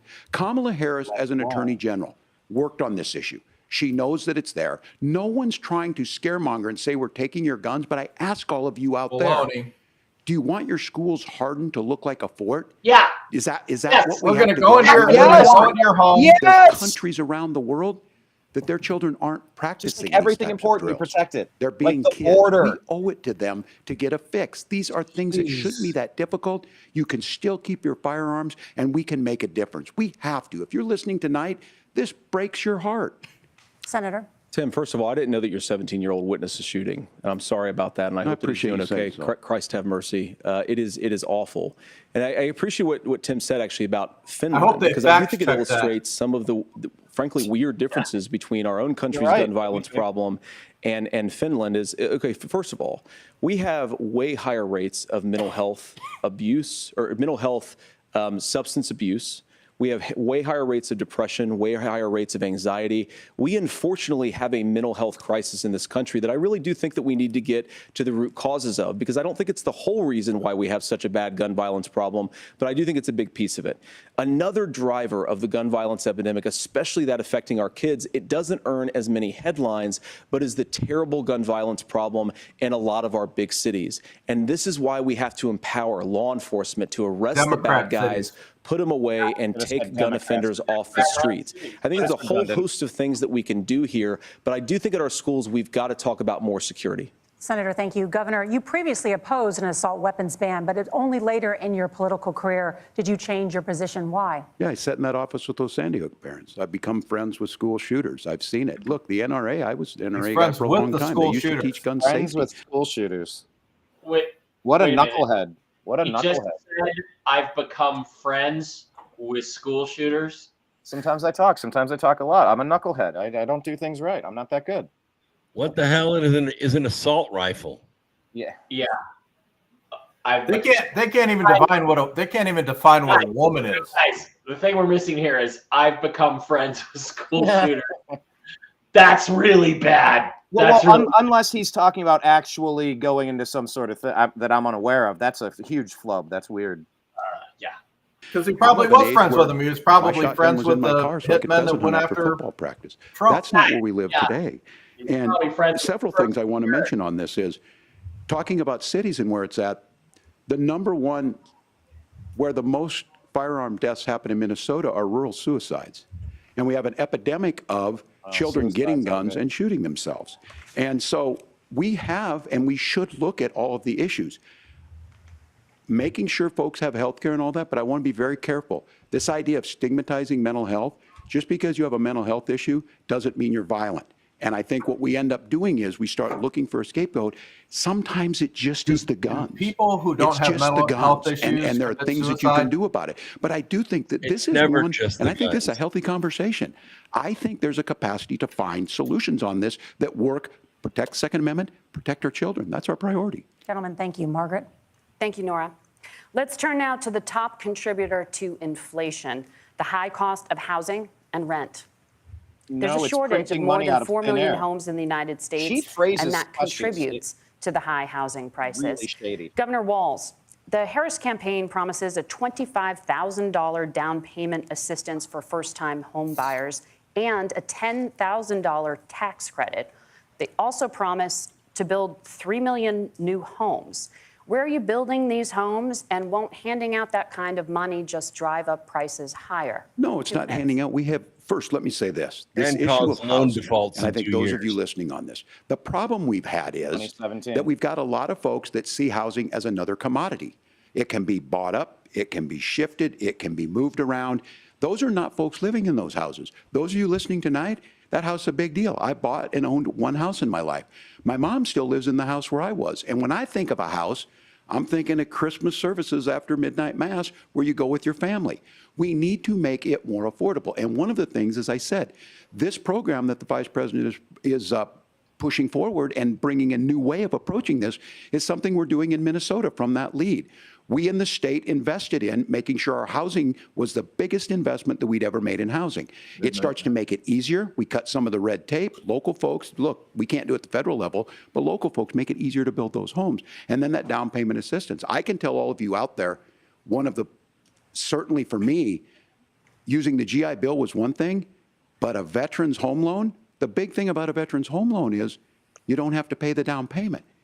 Those are things that make it there. Now, look, you're going to pay it back, and you're going to pay your mortgage. Those are things that we know in the long run, the appreciated value, the generational wealth that's created from it. And I will give Minneapolis an example. Minneapolis is the one city where we've seen the lowest inflation rates. We've seen a 12% increase in stock because we've put some of these things in, and we're implementing a state program to make sure we give some of that down payment assistance. We get it back from people because here's what we know. People with stable housing end up with stable jobs. People with stable housing have their kids able to get to school. All of those things in the long run end up saving our money. And that's the thing that I think we should be able to find some common ground in, but we can't blame immigrants for the only reason. That's not the case that's happening in many cities. The fact of the matter is that we don't have enough naturally affordable housing, but we can make sure that the government's there to help kickstart it, create that base.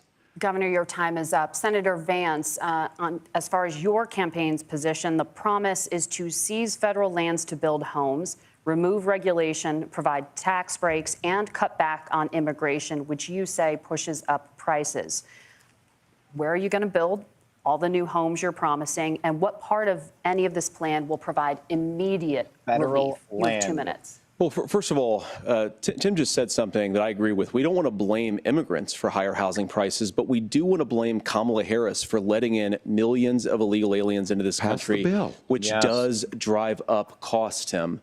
25 million illegal aliens competing with Americans for scarce homes is one of the most significant drivers of home prices in the country. It's why we have massive increases in home prices that have happened right alongside massive increases in illegal alien populations under Kamala Harris's leadership. Now, Tim just mentioned a bunch of ideas.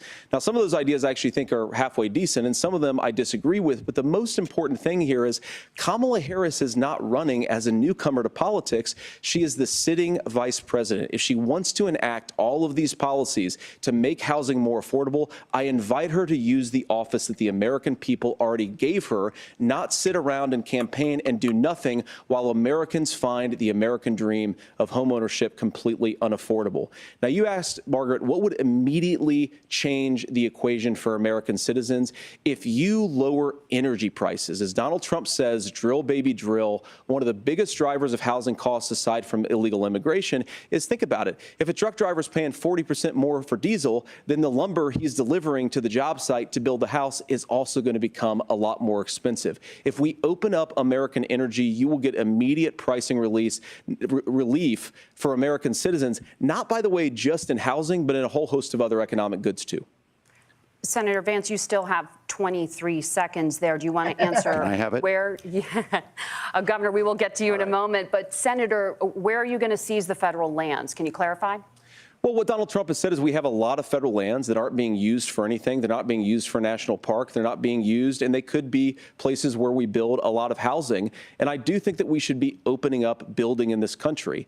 We have a lot of land that could be used. We have a lot of Americans that need homes. We should be kicking out illegal immigrants who are competing for those homes, and we should be building more homes for the American citizens who deserve to be here. Senator, your time is up.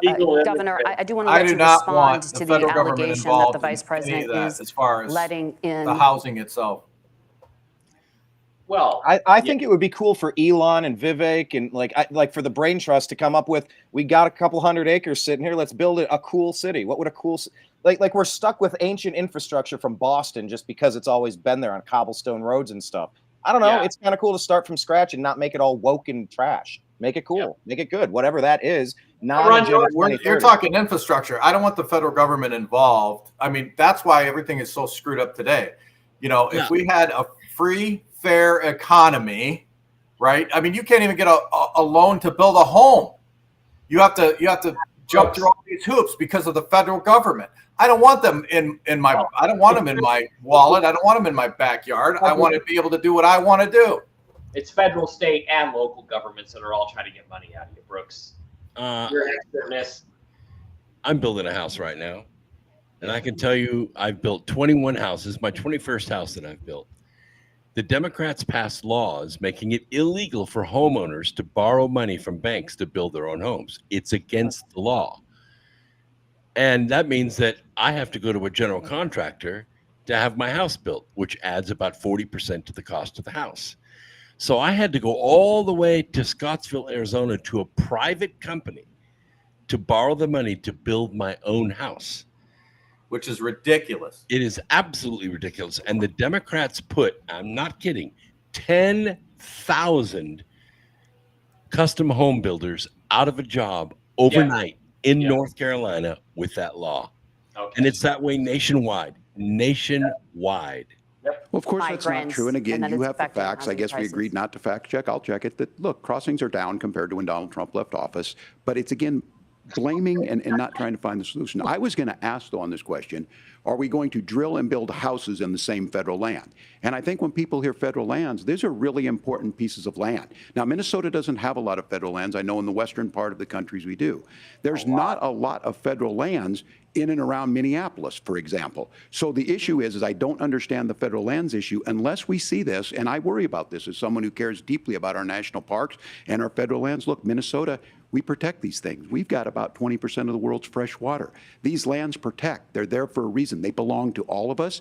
But again, this is when you view housing and you view these things as commodities. Like there's a chance to make money here. Let's take this federal land and let's sell it to people for that. I think there's better ways to do this. We've seen it in Minnesota. We're able to refurbish some of these houses. We're able to make some investments. That gets people in. And I'm still on the fact on this.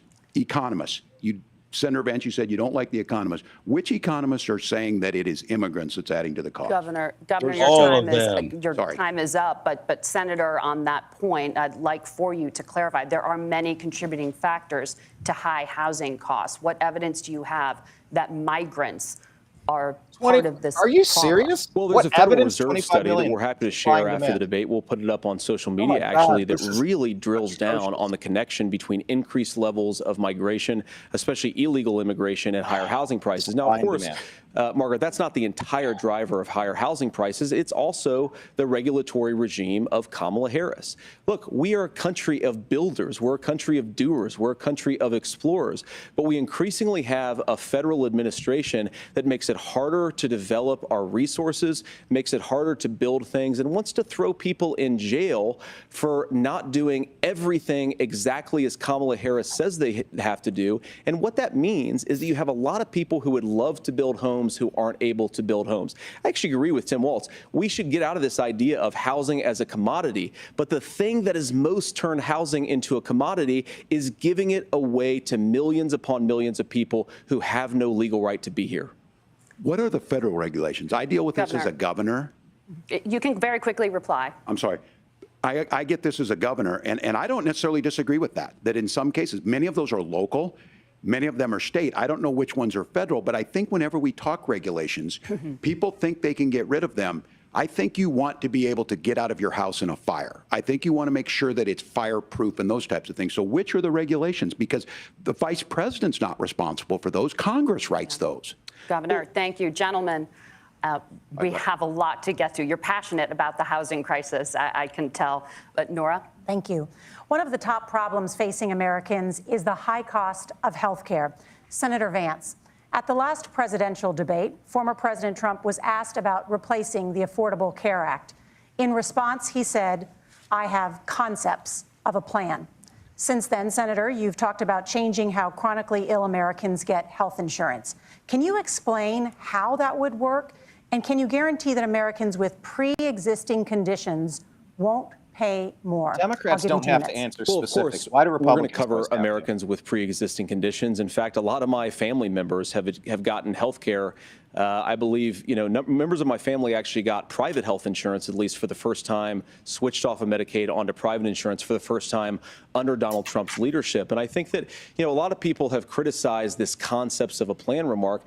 It's very simple common sense. I think as Tim Walz knows from 12 years in Congress, you're not going to propose a 900-page bill standing on a debate stage. It would bore everybody to tears, and it wouldn't actually mean anything because part of this is the give and take of bipartisan negotiation. Now, when Donald Trump was actually president, and again, he has a record to be proud of, prescription drugs fell in 2018 for the first time in a very long time. Under Kamala Harris's leadership, prescription drugs are up about 7%. Under Donald Trump's entire 4 years, they were up about 1.5%. He introduced pricing transparency. Think about healthcare. You go into a hospital, you try to buy something, and nobody knows what it actually costs. That price transparency will actually give American consumers a little bit more choice and will also drive down costs. And we talked about, the reinsurance regulations is what I was talking about. Look, Donald Trump has said that if we allow states to experiment a little bit on how to cover both the chronically ill but the non-chronically ill, it's not just a plan. He actually implemented some of these regulations when he was president of the United States. And I think you can make a really good argument that it salvaged Obamacare, which was doing disastrously until Donald Trump came along.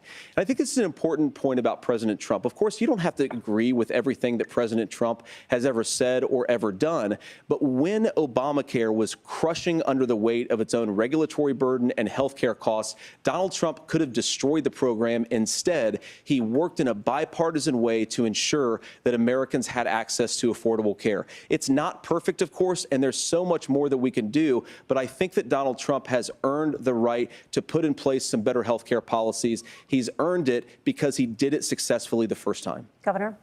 All right, here's where being an old guy gives you some history. I was there at the creation of the ACA. And the reason it was so important is I come from a major healthcare state, home of the Mayo Clinic, home to Medical Alley, 3M, Medtronic, all of those. We understand healthcare. It's why we're ranked first on affordability and accessibility and quality of healthcare. And so what I know is under Kamala Harris, more people are covered than they have before. And those of you listening, this is critical to you. Now, Donald Trump all of a sudden wants to go back and remember this. He ran on the first thing he was going to do on day one was to repeal Obamacare. On day one, he tried to sign an executive order to repeal the ACA. He signed on to a lawsuit to repeal the ACA, but lost at the Supreme Court. And he would have repealed the ACA had it not been for the courage of John McCain to save that bill. Oh, my God. Now, fast forward, what that means to you is you lose your pre-existing conditions. If you're sitting at home and you got asthma, too bad. If you're a woman, probably not. Broke your foot during football, might kick you out. Your kids get kicked out when they're 26. Kamala Harris negotiated drug prices for the first time with Medicare. We have 10 drugs that will come online, the most common ones that'll be there. But look, this issue, and when Donald Trump said, I've got a concept of a plan, it cracked me up as a fourth grade teacher because my kids would have never given me that.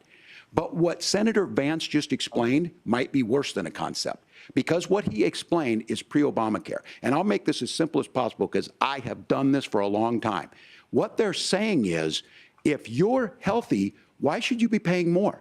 So what they're going to do is let insurance companies pick who they insure, because guess what happens? You pay your premium, it's not much. They figure they're not going to have to pay out to you. But those of you a little older, gray, got cancer, you're going to get kicked out of it. That's why the system didn't work. Kamala Harris will protect and enhance the ACA. Governor, thank you. Senator, you have not yet explained how you would protect people with pre-existing conditions or laid out that plan. Well, look, we currently have laws and regulations in place right now that protect people with pre-existing conditions. We want to keep those regulations in place, but we also want to make the health insurance marketplace function a little bit better. Now, what Governor Walz just said is actually not true. A lot of what happened, and the reason that Obamacare was crushing under its own weight, is that a lot of young and healthy people were leaving the exchanges. Donald Trump actually helped address that problem, and he did so in a way that preserved people's access to coverage who had pre-existing conditions. But again, something that these guys do is they make a lot of claims about if Donald Trump becomes president, all of these terrible consequences are going to ensue. But in reality, Donald Trump was president. Inflation was low. Take-home pay was higher. And he saved the very program from a Democratic administration that was collapsing and would have collapsed absent his leadership. He did his job, which is govern in a bipartisan way and get results, not just complain about problems, but actually solve them. Governor, did enrollment under the Affordable Care Act go up under the Trump administration? It's higher now that we've seen it go up. Look, people are using it. The system works. And the question about this of young people or whatever, that's the individual mandate piece of this. And Republicans fought tooth and nail saying, well, Americans should be free to do this. Well, then what happens is... So you think the individual mandate's a good idea? You shrink. I think the idea of making sure the risk pool is broad enough to cover everyone, that's the only way insurance works. When it doesn't, it collapses. You are asking pre-ACA where we get people out. Look, people know that they need to be on health care. People expect it to be there. And when we are able to make it, and we are making it this way, when we incentivize people to be in the market, when we help people who might not be able to afford it get there, and we make sure then when you get sick and old, it's there for you. Because I heard people say, well, I don't want to buy into Medicare or whatever. Good luck buying health care once you get past 70. So look, the ACA works. We can continue to do better. Kamala Harris did that. The way she made everything better was negotiating those 10 drugs made on everything Medicare for better. the first time in American history. Thank you, Margaret. Can I address that? By the way, No. if anybody wants to sign up for Impact Healthcare, go to this link. I just put it in the chat. It's also in the description. MikeBarrow.acnibo. Go to the Impact Healthcare page. It's a health sharing insurance. It pays the doctor more. It costs you 1/3 of what regular insurance costs. You can go to any doctor anywhere on the planet. They will take it. Impact Healthcare. Go sign up if you need health insurance. It's 1,000,000 times less expensive. Yeah, Mike is exactly right. And Obamacare is not insurance. It's a loan. And if you die without paying that loan back, your kids have to pay it. There you go. And the other thing is, by decreasing federal regulations and making the market, making it where you have more insurance companies that can compete for your business, right, it lowers the price. But when you say, oh, only one insurance company or two insurance companies can medical care for a state, right. Your and prices it's are going going to be run by a federal health board that will decide that, oh, you're 62 years old, you don't need a hip. Nope. Marco, if you need health coverage, go to the link I just gave you. Impact Healthcare. Go to that link, sign up, or contact me elsewhere on social media. I'll help you get signed up if you want. It's about 1/3 the cost of regular health insurance. Medical cost sharing is not insurance. You're correct, Silver Slayer. It's 10 times better than health insurance. That's right. And the other thing that needs to be mentioned is that with Obamacare, once you reach a certain dollar amount, they stop paying. That's right. And it's all on you, 100%. Really? And if you have your knees replaced and you're 34 years old, you're going to pay those knees back. And if you can't pay it, your kids will pay it. That's Obamacare. In your house. All right, let's finish this up. I apologize. We're out of time. We have a number of subjects to discuss. Margaret? Let's talk about families in America. They keep repeating that line. There is a child care crisis in this country, and the United States is one of the very few developed countries in the world without a national paid leave program for new parents. Governor Walz, you said that if Democrats win both the White House and Congress, this is a day one priority for you. How long should employers be required to pay workers while they are home taking care of their newborns? You have 2 minutes. Frank Luntz just posted, and again, I only bring up Frank Luntz because he knows what Kevin McCarthy tastes like, and he's a douchebag Democrat. I've become friends with school shooters may be the worst line in any 2024 debate. How about any debate ever in history? All right, sorry, back to it. Yeah, well, that's negotiable, and that's what Congress worked. But here's what the deal is. Americans sitting out there right now, you may work for a big company. Look, we're home in Minnesota to some of the largest Fortune 500 companies. Kamala Harris knows that in California. Those companies provide paid family medical leave. One is, I think they're moral and they think it's a good thing, but it also keeps their employees healthy. We in Minnesota passed a paid family medical leave. You have a child, and I had to go back to work 5 days after my kids were born. This allows you to stay home a certain amount of time. Oh, the what physical we know trauma is of him that going gets back the to child work off to a after better his kid was start. The born. family works better. We stay in their employers. We get more consistency in I had that. to go back So to Kamala work the Harris night has made my it a children priority. were We born. implemented it in Minnesota, and we see growth. That's how you become a pro-business state. But the negotiations on it, and here's the issue. Those big companies are able to offer it. Those of you out there who don't have it, just imagine what happens if you get cancer or your child gets sick. We know what happens. You end up staying home. In some cases, that means no paycheck because you've got no protection on that. This is the case of an economy that Donald Trump has set for the wealthiest amongst us. He's willing to give those tax breaks to the wealthiest. Crazy eyes. He's willing to say, bust Wow. those unions up, do whatever. Crazy eyes. What we're saying is the economy works best when it works for all of us. And so a paid family medical leave program, and I will tell you, go to the families or go to the businesses and ask them. As far as childcare on this, you have to take it at both the supply and the demand side. You can't expect the most important people in our lives to take either our children or our parents to get paid the least amount of money.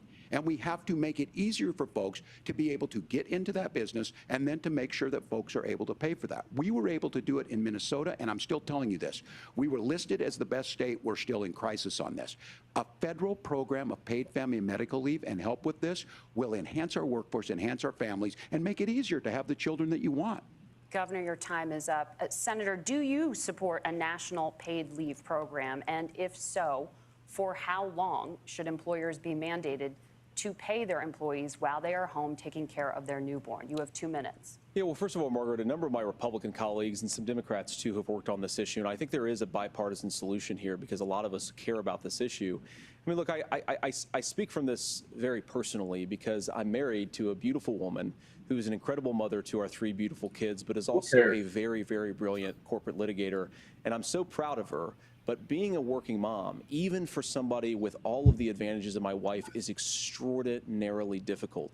And it's not just difficult from a policy perspective. She actually had access to paid family leave because she worked for a bigger company. But the cultural pressure on young families and especially young women, I think makes it really hard for people to choose the family model they want. A lot of young women would like to go back to work immediately. Some would like to spend a little time home with the kids. Some would like to spend longer at home with the kids. We should have a family care model that makes choice possible. And I think this is a very important substantive difference between Donald Trump and Kamala Harris's approach.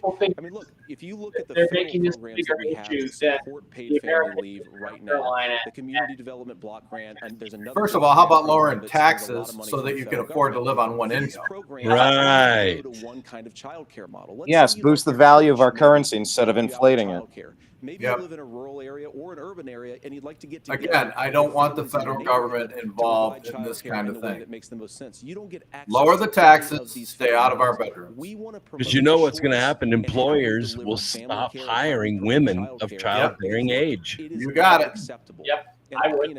And then they will figure out a way to fire a dad who takes the lead. The biggest complaints I hear from young families is people who feel like they don't have options, like they're choosing between going to work or taking care for their kids. We don't have options because the taxes are so freaking high. You can't afford to pay them. Country that does it, I think we could do it. Democrats will splice that line and Senator, use it for an thank abortion you. comment with them. You have I also promise said, you'll see Senator the meme. Vance, many things about the American family. The Federal Reserve says parents will spend nearly as much on let's talk about the childcare Federal as they Reserve do on finally. housing each month. So I want to get your thoughts on this. I dare you.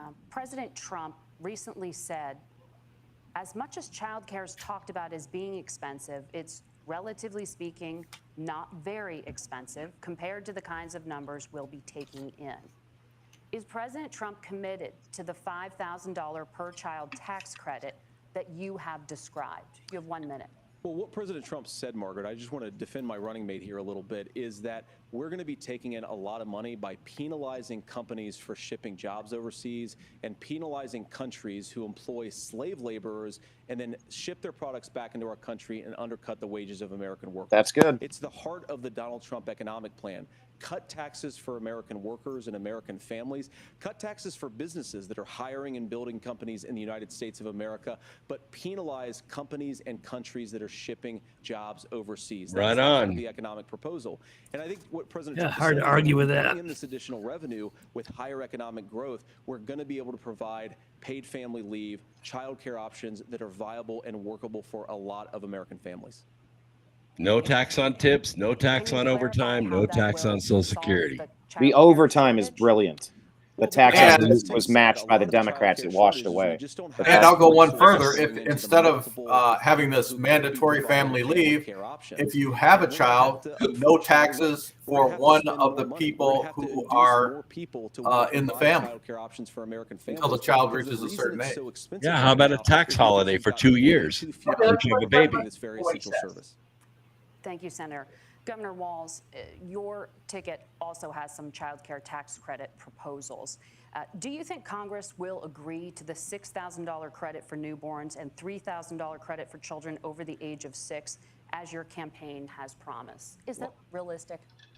Well, if these members of He Congress looks are listening, terrified. I can Weird. tell you, and Look at those eyes. this is the biggest issue. Everybody listening tonight knows. I mean, I'm sure they were shocked to hear it's not that expensive. And let's be clear, whether it's $5,000 or $6,000, that pays you about 3 or 4 months. Let's be clear of where we're at on this. It's because we got out of an imbalance on this. We thought we were going to get by not paying people. I don't think Senator Vance and I are that far apart. I'm not opposed to what he's talking about on options. We've done scholarships types of things. $5,000 isn't crap. But the issue here is, the question you asked is, you're not going to pay for it with these tariffs. That's just adding another $4,000 on the family and taking less. So not only do they not get the money to pay for that, they're $4,000 in the hole. That's Wharton School. That's his alma mater. And so I think the issue here is, if those members of Congress, I can't believe they're not. When I go to businesses, sure, they'll talk about taxes sometime, but they will lead with childcare and they will lead with housing, because we know the problem is, especially in a state like Minnesota, we need more workers because our economy's growing. We need a stronger currency that goes farther. We need to move on. Nora? Let's talk about the state of democracy, the top issue for Americans after the economy and inflation. After the 2020 election, President Trump's campaign and others filed 62 lawsuits contesting the results. Judges, including those appointed by President about Trump standing. And none of them went to court. looked at the evidence None of them and said went to there was court. no widespread fraud. The No, they governors didn't of say every that. They state said in you the couldn't nation, bring the case. That's so Republicans different. And Democrats certified the 2020 election They results phrased their and questions sent janky, illegal slate of intentionally. electors to Congress Let's see if Vance before calls it out. January 6th. Senator Exactly, Vance, Blake, you have said exactly. you would not have certified the last presidential election and would have asked the states to submit alternative electors. That has been called unconstitutional and illegal. Would you again seek to challenge this year's election results, even if every governor certifies the results? I'll give you 2 minutes. Well, Nora, first of all, I think that we're focused on the future. We need to figure out how to solve the inflation come crisis on. caused by Kamala Harris's policies, make housing affordable, make groceries affordable, and that's what we're focused on. But I want to We answer your could have question because talked you did about ask all it. of the fraud they're What President Trump uncovering, has the said bloated is voter that rolls. Swing and a miss. 2020, Swing and a my miss. belief is that we should fight about Yikes. those I'm issues, from a debate middle-class those issues family. peacefully in the public square, and that's all I've said, and that's all that Donald Trump has said. Remember, he said that on January the 6th, the protesters ought to protest peacefully. And on And January the patriotically. 20th, what happened? Joe Biden became the president. Donald Trump left the White House. And now, of course, unfortunately, we have all of the negative policies that have come from the Harris-Biden administration. I believe that we actually do have a threat to democracy in this country, but unfortunately, it's not the threat to democracy that Kamala Harris and Tim Walz want to talk about. It is the threat of censorship. It's Americans casting aside. Oh my God. Come on, Vance, you missed the entire point. Technology companies silencing their fellow citizens, and it's Kamala Harris saying that rather than debate and persuade her fellow Americans, she'd like to censor people who engage in misinformation. I think that is a much bigger threat to democracy than anything that we've seen in this country in the last 4 years, in the last 40 years. Is this Now, I'm almost really over? He's proud, starting to especially irritate given me. that I was raised by two lifelong blue-collar Democrats. Oh, to shut just up. said I'm from a middle Bobby class. Kennedy Jr. and He Tulsi just did that Gabbard, in a different way. lifelong leaders in the Democratic coalition. And of course, We they don't realize agree he with was me and Donald raised Trump by a on every middle-class issue. We psycho. don't have to agree on every issue, but we're united behind a basic American First Amendment principle that we ought to debate our differences. We ought to argue about them. We Okay, ought to well, try to that's persuade our fair. I fellow think Americans. Kamala Harris is engaged in he censorship saved it with that at part. an industrial scale. Answer She did it the during question. COVID. She's done it over a number of other issues, and that to me is a much bigger threat to democracy than what Donald Trump said when he said that protesters should peacefully protest on January the 6th. Governor? Weak. Well, I've enjoyed tonight's debate, and I think there was a lot of commonality here. And I'm sympathetic to misspeaking on things, and I think I might have with the senator. Me too, man. There's one though that this one is troubling Me to me. And I too, say that man. because I think we need to tell the story. What a Donald dork. Trump refused to acknowledge this, and the fact is that I don't think we can be the frog in the pot and let the boiling water go up. He was very clear. I mean, he Eat that lost this frog. election, and he said he didn't. 140 police officers were beaten at the Capitol that day. Oh my What? gosh. Where? And it wasn't just in Fact check that Minnesota. bastard. Come People gathered on. on the state capitol grounds in St. Paul. 140 And police started officers were marching to the beat. governor's residence You and know, if made that it would have clear happened, it would have been on the only the person front page there of every saying he saw newspaper was and every rushed out social by media state police. outlet there is. That issue and Mike Pence standing there as they were chanting, "Hang Mike Pence." Mike Pence made the right decision. Ooh, So I never heard that. I was didn't there. I hear didn't hear over that. and over. I worked with kids long enough to know, and I said as a football coach, sometimes you really want to win, but the democracy is bigger than winning an election. You shake hands, and then you try and do everything you can to help the other side win. That's what was at stake here. Now, the thing I'm most concerned about is the idea that imprisoning your political opponents are laying the groundwork for people not accepting this. And a president's words matter. A president's words matter. Imprisoning your political opponents? So I think this Did he just bring that up? our differences at the ballot box, Keeping people who were at the demonstration in jail what happened without no trial. no trial, in American history. Denying them just the most basic rights. Tried to overturn a fair election. 6 of them have died. And it was not a fair election. It was an election. In the same boat. I will tell you this, that when this is over, we need to shake hands this election, and the winner needs to be the winner. This has got to. Oh my God, they're going to cheat, guys. They're actually going to cheat. Not only that, they have protested every election they've lost. Yeah, the Democrats didn't do that in 2016.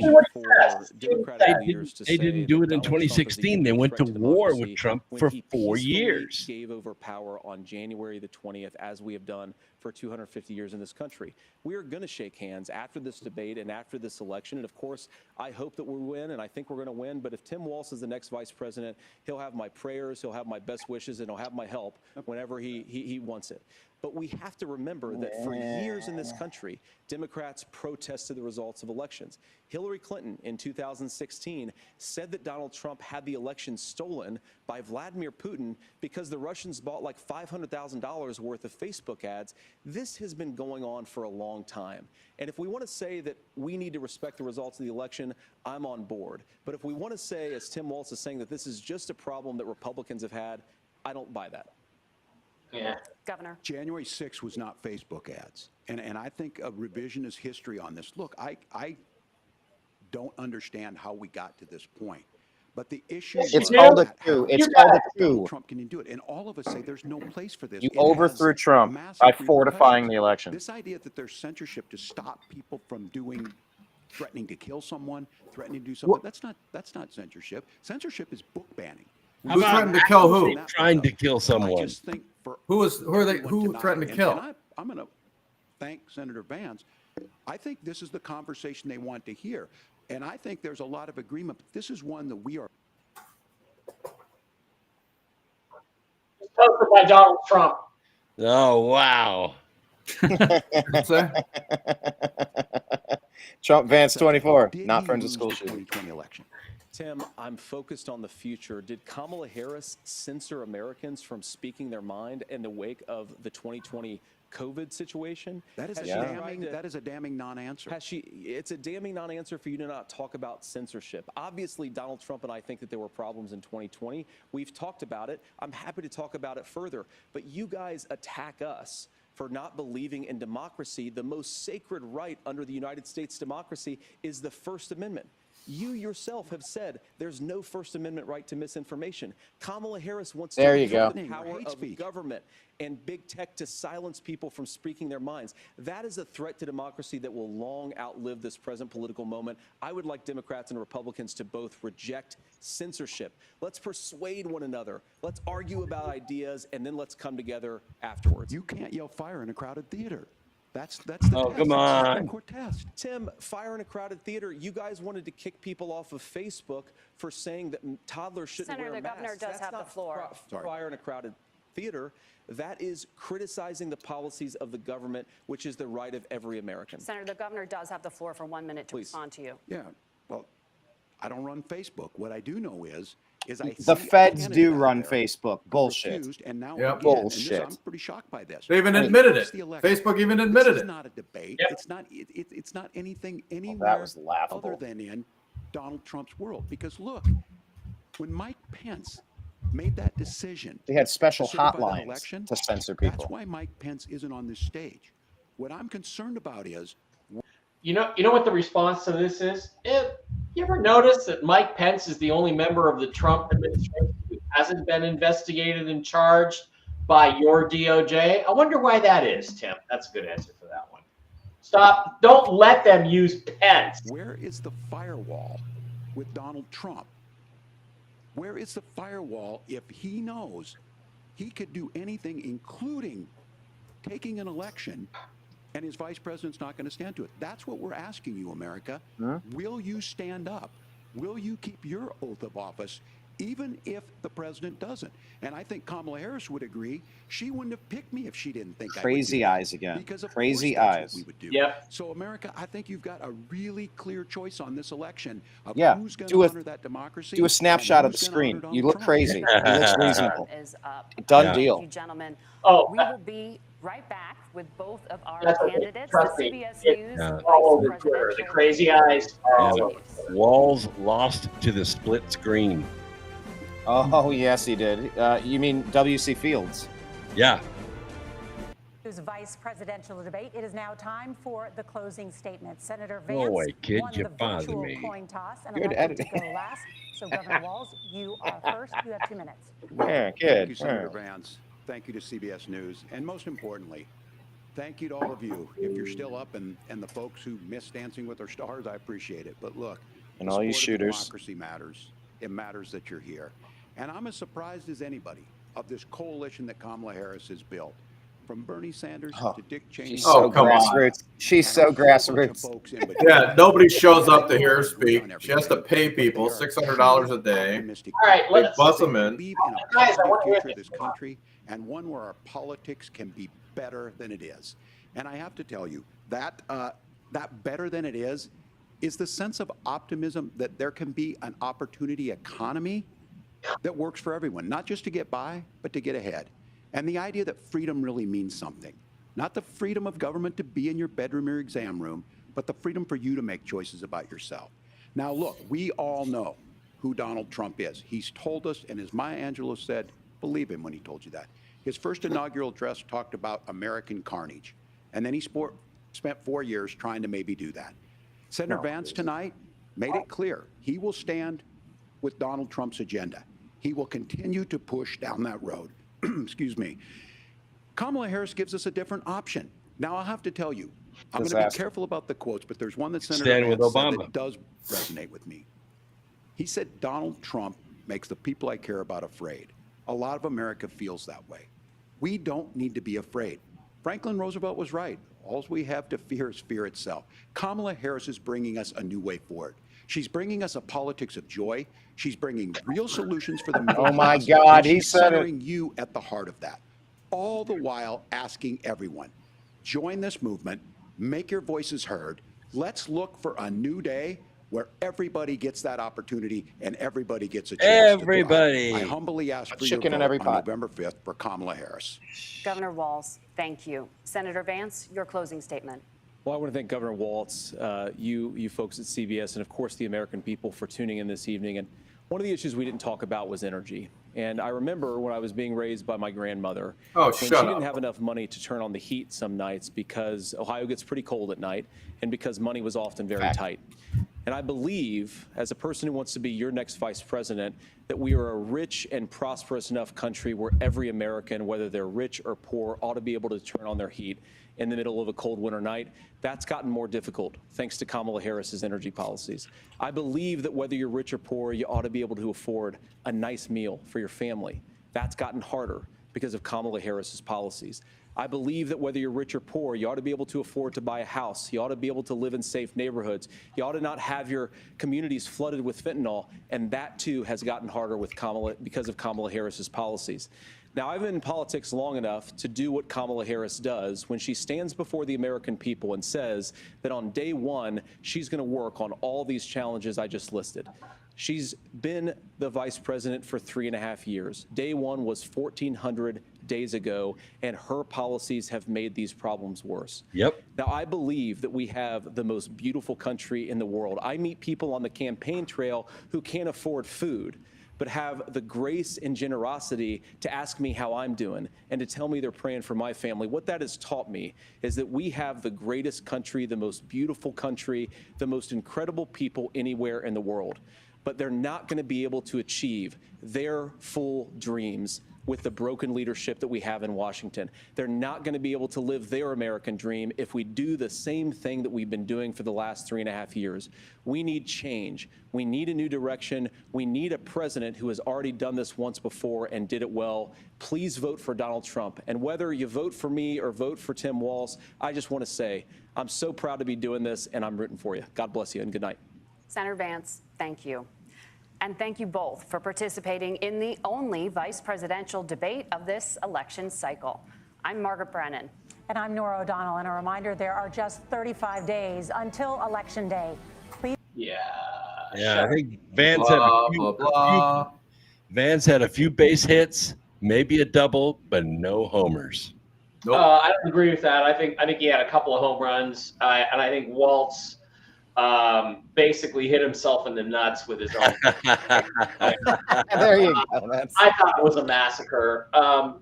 It wasn't a massacre, Mike. It was 28-10 in a football analogy. It was an easy victory, but it should have been 40. It should have been a slaughter. It should have been.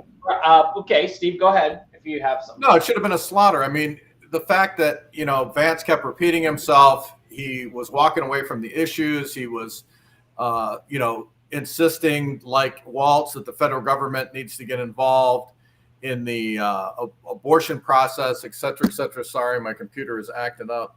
Sorry, buddy. Anyway, can you, God dang it.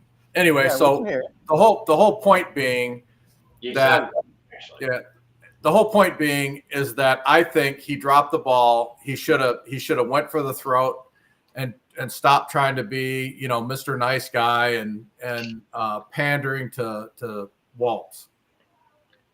I agree with that to a certain extent. Brian, your thoughts? Yeah, I'll just say it's about temperament and vibes. Let's talk about that. I think J.D. Vance, even keel, steady, polite, respectful, the opposite of all the Democrats have ever heard is that's a guy that wants to make it so you can't abort your baby. He's an evil monster who humps pillows on the sofa, and he's a demon and all this stuff. And if they tuned in, they're like, that's not even remotely close to what they've been saying about this guy. It's a nice counterbalance to Trump. And of course, nobody struck out harder than Tim Walz today. He really put his foot in his mouth on several occasions. A lot of big strikeouts. When the moment counted. So he fouled the ball off of his foot and it bounced up into his nuts and took him out of the game. Brooks. Yeah, I totally agree with that. Walz didn't make any. I mean, he made so many faux pas. It wasn't even funny. Yeah. But he also stuck to his communist roots. And anybody watching the debate can see this. But I'm still going to be critical of Vance because he could have said, we have laws. We should have built the wall. He should have stuck with the policies and grabbed the MAGA torch and lit the damn place on fire with it. We have plenty of laws on the books. We have plenty of regulations on it. We don't need any more. Yeah, the thing about that too, Brooks, is that I can tell he was trying not to beat up on the guy because it's like the ladies don't like it when you beat up on the poor guy. But he went too easy on him. And he could have done that with the same nice guy smile thing that he did the whole event. TV's Blake Walley, you get the final word, even though your name is now Mike Barra. I will fix that while you're talking. Well, I've been Mike Barra all night. I guess I have. Maybe I didn't adjust it, but that's all good. Proud to represent. Yeah, Walz didn't win anybody over tonight. I don't think he's not going to have a whole lot of highlights there. As people have pointed out, Brian, he's got crazy guys. He looks like a lunatic. Yeah, he was defeated by the split screen. No doubt about that. That's a great line right there. Yeah, so it's not going to look good. Yeah, it's like, Kennedy Nixon, but 10 times worse. Right. And I hope somebody fact checks that his son was witness to a shooting. Right. Oh, he's already getting buried for that. Yeah. So, and I would agree with a lot of you guys are saying the same thing. But yes, J.D. Vance very nice, very composed, very smart. But yeah, he had so many opportunities to just, crush this thing, and he let him off the hook. And a lot of his open things that were just right there, slam dunk it, hit it, got it, and they didn't mention it. It was shocking, but he's also, let's remember, he's a youngster in politics. He's not, this is. Look, you got to have better preparation than that. You got to know what they're going to say about you. You just go through the list and you have your response. If he brings this up, this is what you say. Keep it short, keep it to the point, and then go back. Redirect bad questions. And I thought the moderators framed some of these questions completely disingenuously multiple times. I think when you have shitty questions, I think you should address the shitty questions first and then go into, by the way, I want to talk about this. And I was disappointed. Nobody talked about the Americans in Tennessee and North Carolina. A great line would have been, look, the difference between you and Donald Trump is on the ground right now in North Carolina, in Tennessee, in Georgia, where Americans are suffering. Kamala Harris went to a fundraiser with her $70,000 necklace on. You guys are nowhere to be found. And the $265 billion you sent to Ukraine in a war that was lost from day one, needs to go to the American people. Those are slam dunk lines, and it doesn't make you look like a bad guy. So I think there were missed opportunities. And he had probably a half a dozen great examples. Yeah. I mean, he had the fire in Hawaii. He had the train wreck in Ohio. He had tons of examples where the federal government stepped in, offered aid, and they were AWOL. Yeah. Yeah. All right, guys. There were so many things I left on the table, but this made it more enjoyable having to sit through it. Thank you, guys. Brooks, it's great to have you back. Brian, it's been great for you sitting in for Brooks. Thank you for doing that. I don't know if we'll have you back because none of us really like you very much. He's way better looking than any of us. Brian, come back. Okay, they like me. They really like me. But we will have you on from time to time as anytime. Just let me know as things permit, and we appreciate you being here, Steve. Boss, you are an epic, awesome dude. You really had a lot to say tonight. Thank you for being so succinct and powerful in your presentation. And TV's Blake Walley, once again, the restrained journalist. You are an example, Blake, of how journalism should be in the future. So thank you all for being here. Thank you guys for watching. We appreciate it. Go to the CBD Gurus, go to Impact Health Sharing, the link I put in the description, and I put it in the chat. Have a great one. I'll be back tomorrow with Jen on Tell the Truth Wednesday. Come back, Brian. Well, he'll be back. We promise. All right, guys. Thank you so much for being